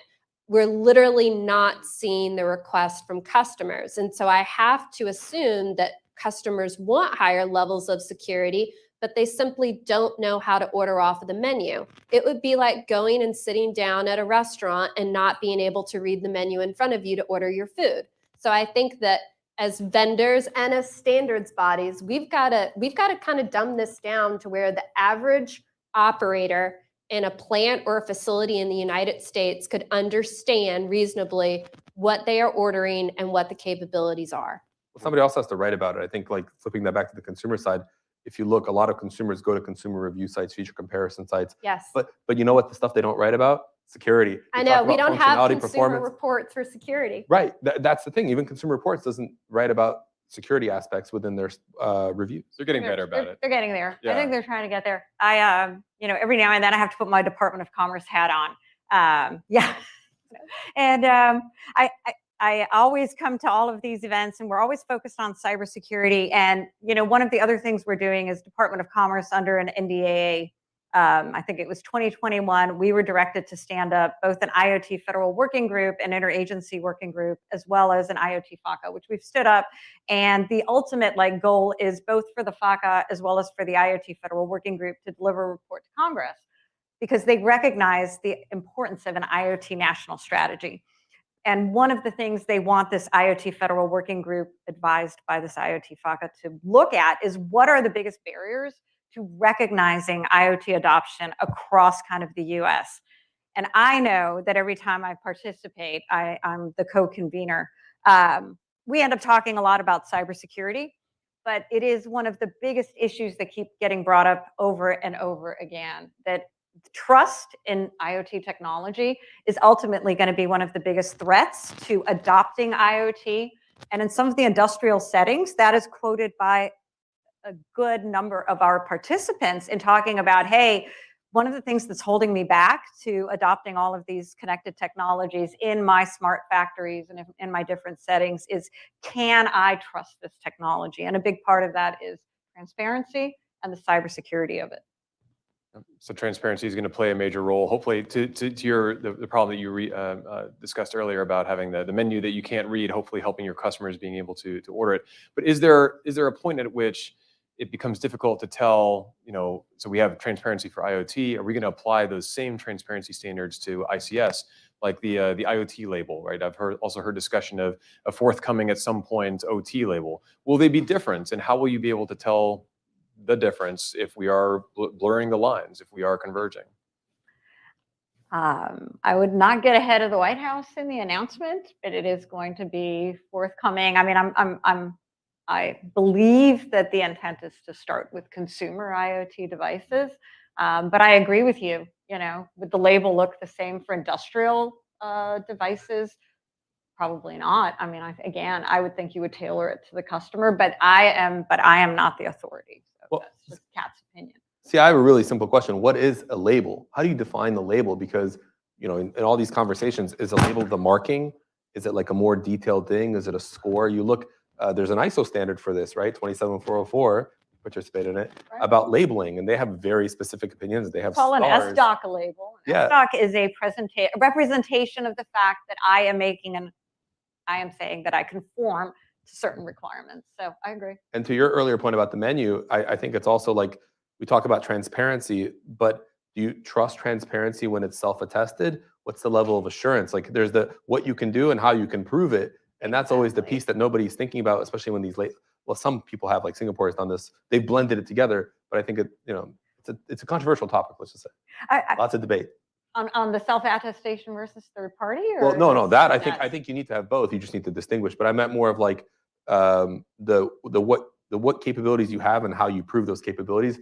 Oh, absolutely. Even blending those is a controversial topic. There's a lot of debate. And that's what I was saying is, I actually have a prediction that as we're talking about cybersecurity and transparency, labeling becomes the next topic that 3:47 on a Thursday afternoon. Eugene made the prediction. that labeling is going to be the next frontier. Like Okay. defining what is a label and how is that label, because there's in a customer user journey, if I'm in a store, maybe I need to see something more detailed versus I'm online, maybe I just filter by, like there's a lot of conversation. That's what I'm saying. There's a lot of distinguished things. Is it a marking, a label, QR code? All of these things apply, and nobody's really put together a good. But I think there's going to be a lot of considerations Yes. and who's consuming Yeah, the label, yeah, right? exactly. Is it a small mom and pop shop Yep. that is buying this that doesn't really have the maturity and doesn't really have the tools? Is it a consumer? Is it a sophisticated organization? Is it somebody in critical infrastructure? Again, There's no one size fits all. I think that's what we can all agree on. That's the answer. Well, and in critical infrastructure, so many of the facilities are famously resource constrained, right? So the label, the transparency may help them on the procurement end, but are you seeing that these organizations are resourced enough to be able to manage the increased attack surface that comes with adding on IoT to their ICS? No. I mean, we know that they're not, right? I think that we need to get creative as a country in cross-training people in cyber. I always take the example of the International Brotherhood of Electrical Workers, so the IBEW. They go through journeyman courses and they're in school for 3 years. They learn wiring, they learn ICS, they learn how to install the gear that is living within operational technology environments.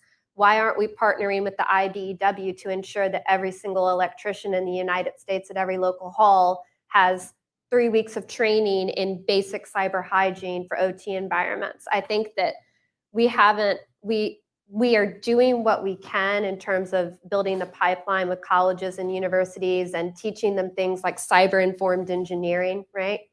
But I think that we need to get out there and touch the people that work with their hands and have hard hats every day that don't go to college.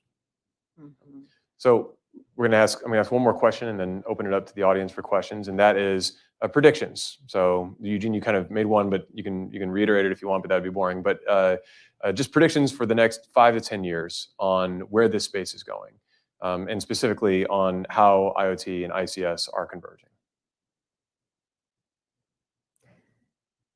I already made mine. oh, you are Yeah, making you yours. went off the Reiterate, top reiterate it about then. labeling. It's so hard to follow up from Oh, the labeling. I no. mean, everyone's predicting AI, right? I Oh, think you just stole AI. mine. It's going to be AI. I mean, I hope not yet, but I mean, maybe. There was a penny jar at RSA this year for AI, for by the AI, way. if someone, Yes. it's really machine. That's what the real tech leaders say. It's not AI, it's machine learning, right?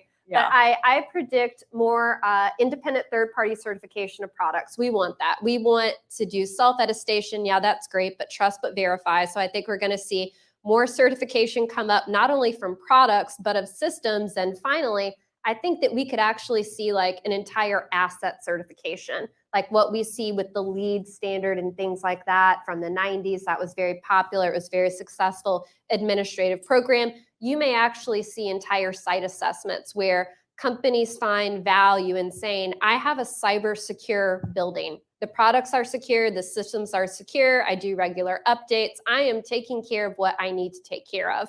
And in turn, if they could have a third-party independent certifier certify that, then you see insurance and other incentives that reward this good behavior, right? So Eugene had the label. Kat, do you want to talk about AI? I was thinking I like to talk about IoT, and again, I wear these two hats that are also kind of looking at the broad like IoT adoption topic, and I like to call IoT in many instances the eyes and the ears for AI, and then the arms and the legs because it does execute on a lot of the AI decisions. So I do think that's kind of very long term, but I do think measurement is going to be the next topic, and whether it's I need to understand what is the return on investment if I am going to, I used to do CMMI certification, right? So I understand everybody says, we want level 4. Not everybody quite understands the cost involved. Not everybody needs level 4, right?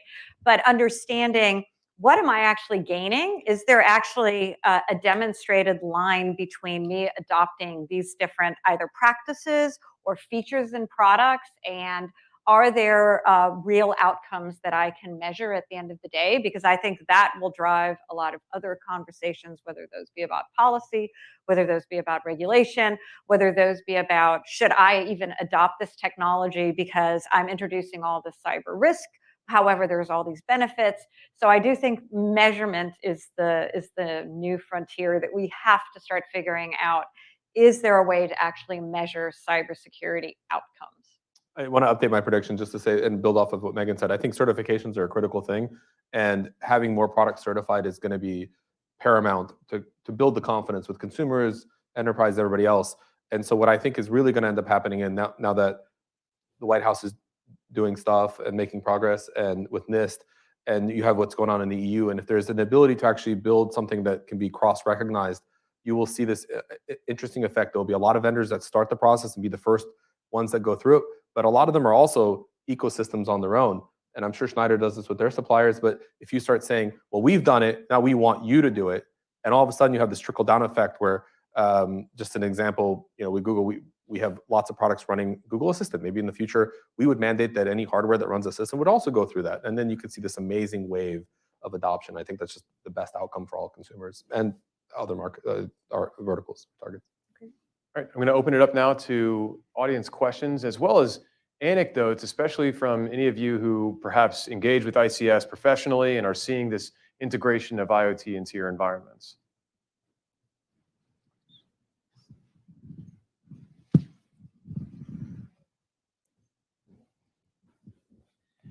Actually, a quick question and a comment. It triggered when you were talking about measurement.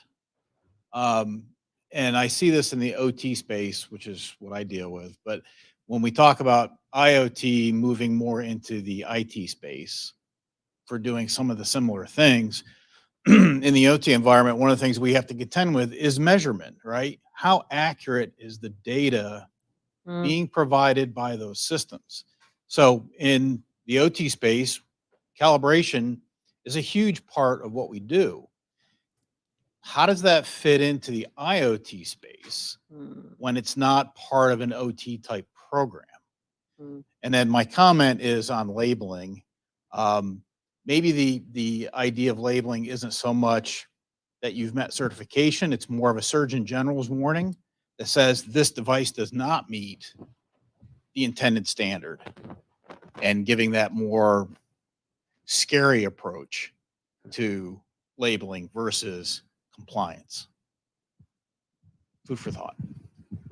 So a red X instead of a green shield. Like an untrusted website versus a trusted one. Right?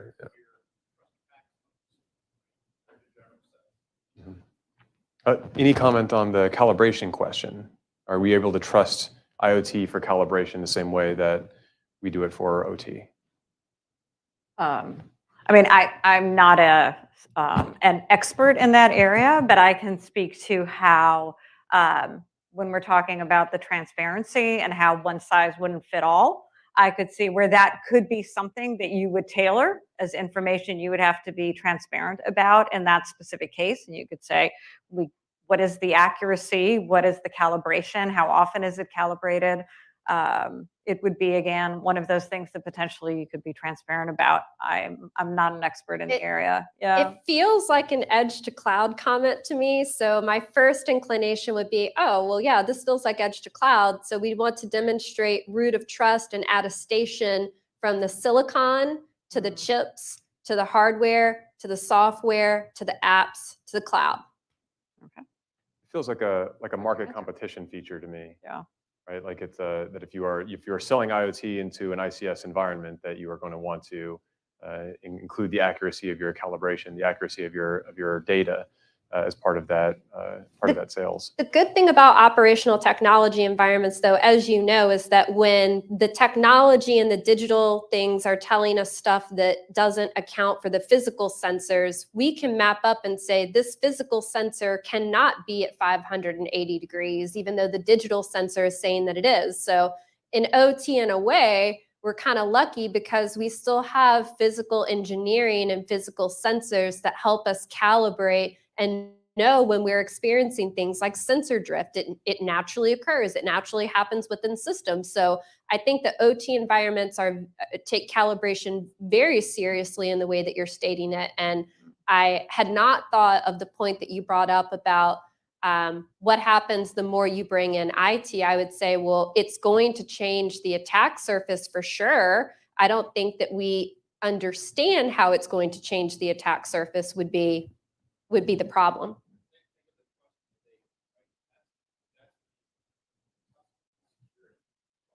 Absolutely.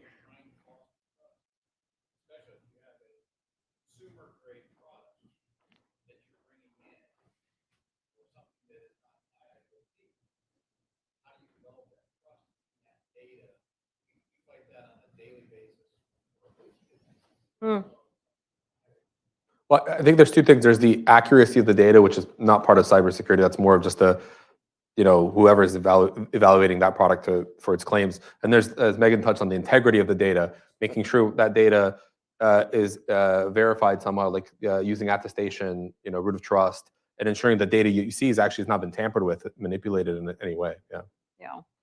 Yeah. It is a big topic for AI. And if one of the big topics when you think about IoT and AI is the idea of data poisoning, which is actually intentionally being able to manipulate the data that is produced by IoT devices, but do it in such a way that it's just adrift and nothing that would actually send up any sort of alarms, but slowly over time actually be able to influence and change the algorithms kind of way down the line types of things. But these are topics that are being discussed. It's a great question. Do we have any other questions on IoT and ICS? All right, please join me in thanking our panel. Thank you. Thank you. Thank you to my co-panelists as well. All right. Were we the last panel? You are the last panel, but so you are everybody's not the thinking last happy hour. event. Yeah. There is a happy hour. So we are going to be shutting down tracks 2 and 3 and 4, all who will be joining to congregate here in this room. We will have closing remarks from One Masters, and then I will thank everybody to close us out before we go to happy hour at Ship Garden. But hang tight for the closing remarks first. The beer could wait. Hi. Oh, thank you.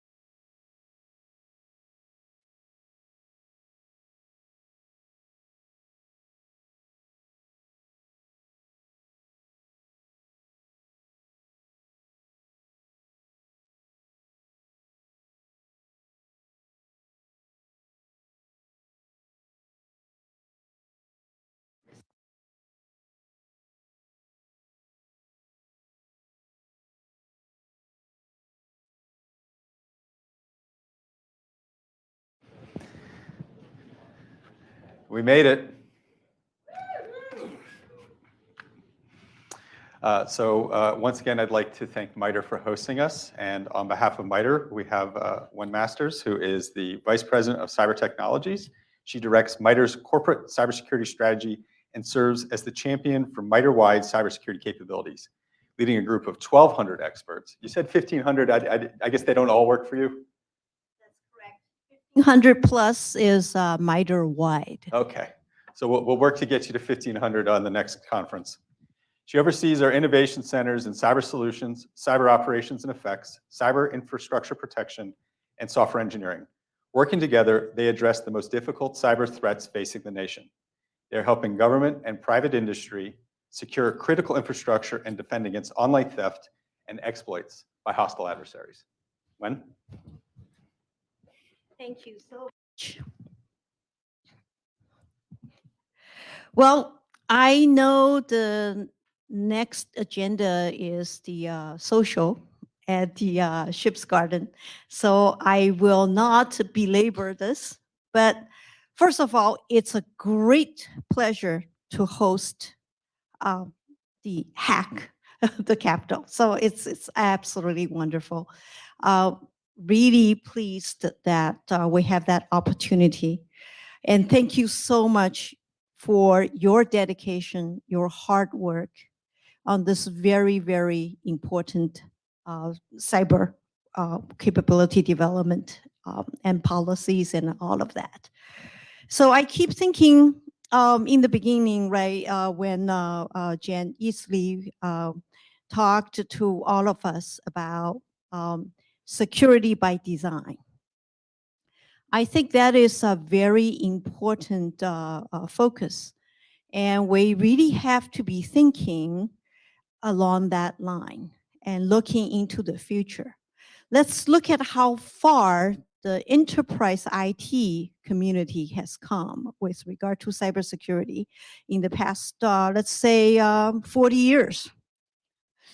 You know, MITRE started working on cybersecurity before cybersecurity was a common word. Back then, you know, we talk about computer system security and all of that, right? And cyber physical systems are increasingly important, and we have to pay attention to them. And how do we really realize secure and safe and then functional systems that will enable us to carry out our missions? And so one thing I believe is huge enabler for security by design is really looking at how do we realize cyber resiliency in those cyber physical systems. Whether or not it is ICS or it is IoT or some other OT systems, right? And data and computation algorithms have been an integral part of operating those systems. And in the end, it really is the physical function. So if we can design resiliency from the get-go, architect, design, and develop into those systems, then we will be able to anticipate and be able to withstand and be able to adapt and be able to carry out our mission. And maybe at a reduced level, but we will be able to do those kind of things, right? And so, again, I think you all know that. I don't need to actually kind of lecture you on that. And I really would like to thank you for everything you're doing. This is really something that requires the whole of the nation to all come together to address. Finally, a closing comment. I really like what Bryson said in the beginning. he said, wouldn't it be wonderful if we can talk about ransomware like we can talk with our grandma about kitchenware? So I really hope each one of us, will do our duties to be champion for cybersecurity and help bring everything to that point, right? And we can talk with every citizen about cybersecurity as just having a dinner table conversation with the family, and everybody can contribute and understand. So when we can get to that stage, and I think we will be much, better, right? Be able to function and make this world much better. So thanks again. Keep up the great work.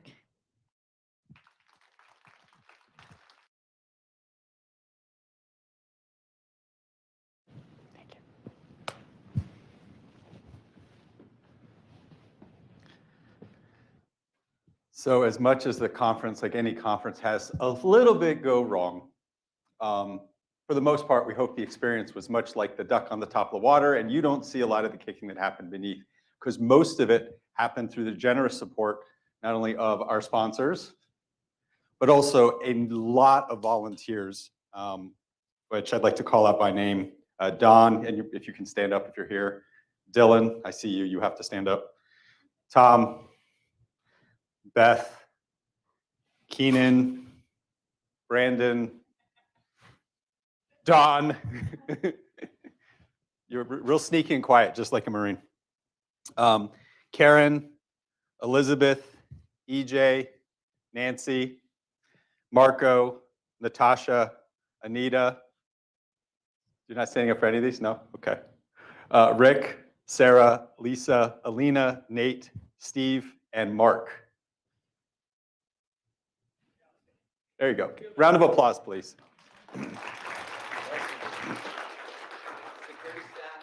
Oh,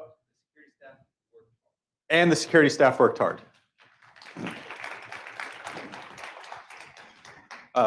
Again, Mark, I really do want to thank you on behalf of all of MITRE. I mean, this started last year, Hack the Capitol, what is it, 6? So that would have been 5. We were downtown DC, 2 stories in a law firm. The HVAC was out, and you could literally see the sweat coming down the walls during the conference. That was a new one. That was not on our risk register. Mark comes up to me afterwards. He's like, I think I can help you. So I appreciate it that starting from a conversation then, that it leads to what this is today. We will be back for Hack the Capitol 7.0 next year. The location TBD, we will be discussing all of that as we continue to always do continuous improvement and resolve things. I would like to say, again, we are open to making this better for all of you. Please provide us your feedback. Don't try to do it at Chip Garden. I'm not going to remember it. But if you could send in an email to any one of the staff or the point of contacts, we'd really appreciate that. And 2 things I'd like to leave you with. So again, at the opening remarks, which one referenced, I commented on the fact that the purpose of this conference isn't really to be teaching you these concepts that are up here. It helps to hear them, it helps to refresh them, it helps to hear different perspectives in the state of the art, but it is really that you are the champions in the community that are driving the change that we so desperately need. And something hit me while I've been watching these talks during the whole time, and it also came up during the press club, or sorry, during the press panel. And the first was, you might have noticed that both all of the folks that were here and what was up on stage was naturally actually pretty diverse. We had a really good representation, and we can always do better, but it was something we hit naturally, and I think that is a reflection of where all of you are at the community. And there was a question from Kevin to Jenna McLaughlin, who's over at NPR during the press panel, and he asked, do you still face the problem of the boys club? And she said, it's better, but yes. And so one part of this where I look at us as a community and being security champions, let's try to remove as much of that as possible. Diversity is what's bringing us to the table, but inclusion is what allows the voice to be heard. And so it's only all of us roaring together and creating a safe space through kindness and support and that allyship to help folks be able to feel safe to bring those voices to the table that's going to bring it, make this happen. It's a daunting task, right? Heard, I think, at a couple of talks today or over the conference about the fact that it's like eating an elephant. The size of the problem is so big. I argue it's actually two metaphors that I'm going to mix together. Not only are we looking at this daunting problem that we are all trying to champion together of the large elephant that we're each trying to take a bite out of, it's being ridden by an 800-pound gorilla. And so that is the size of the problem and the moving target that we have to work through together. And just walking to that problem is going to keep us in the status quo. And none of us are happy with that status quo. Going alone is how you go fast, but it's only through together that we can go further with that speed to make that change. And so something that I like to talk about a lot is we don't need more paper. Thoughts and intent are merely paper. Action is action. So as we communicate this, as we drive that and knock that 800-pound gorilla off of that elephant that we then make stew out of, it's only through that we can do it, because this isn't just about tech. This is about life. See you next year.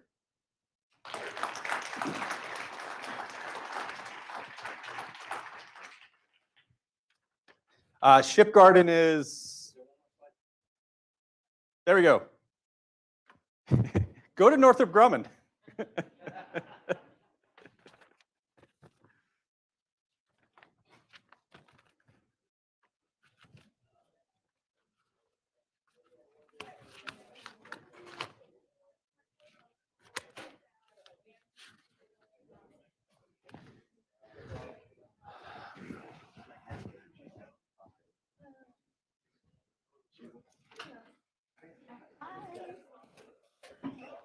How are you? Say hi to Bryson. Jeez. Good. We're here solving cyber problems.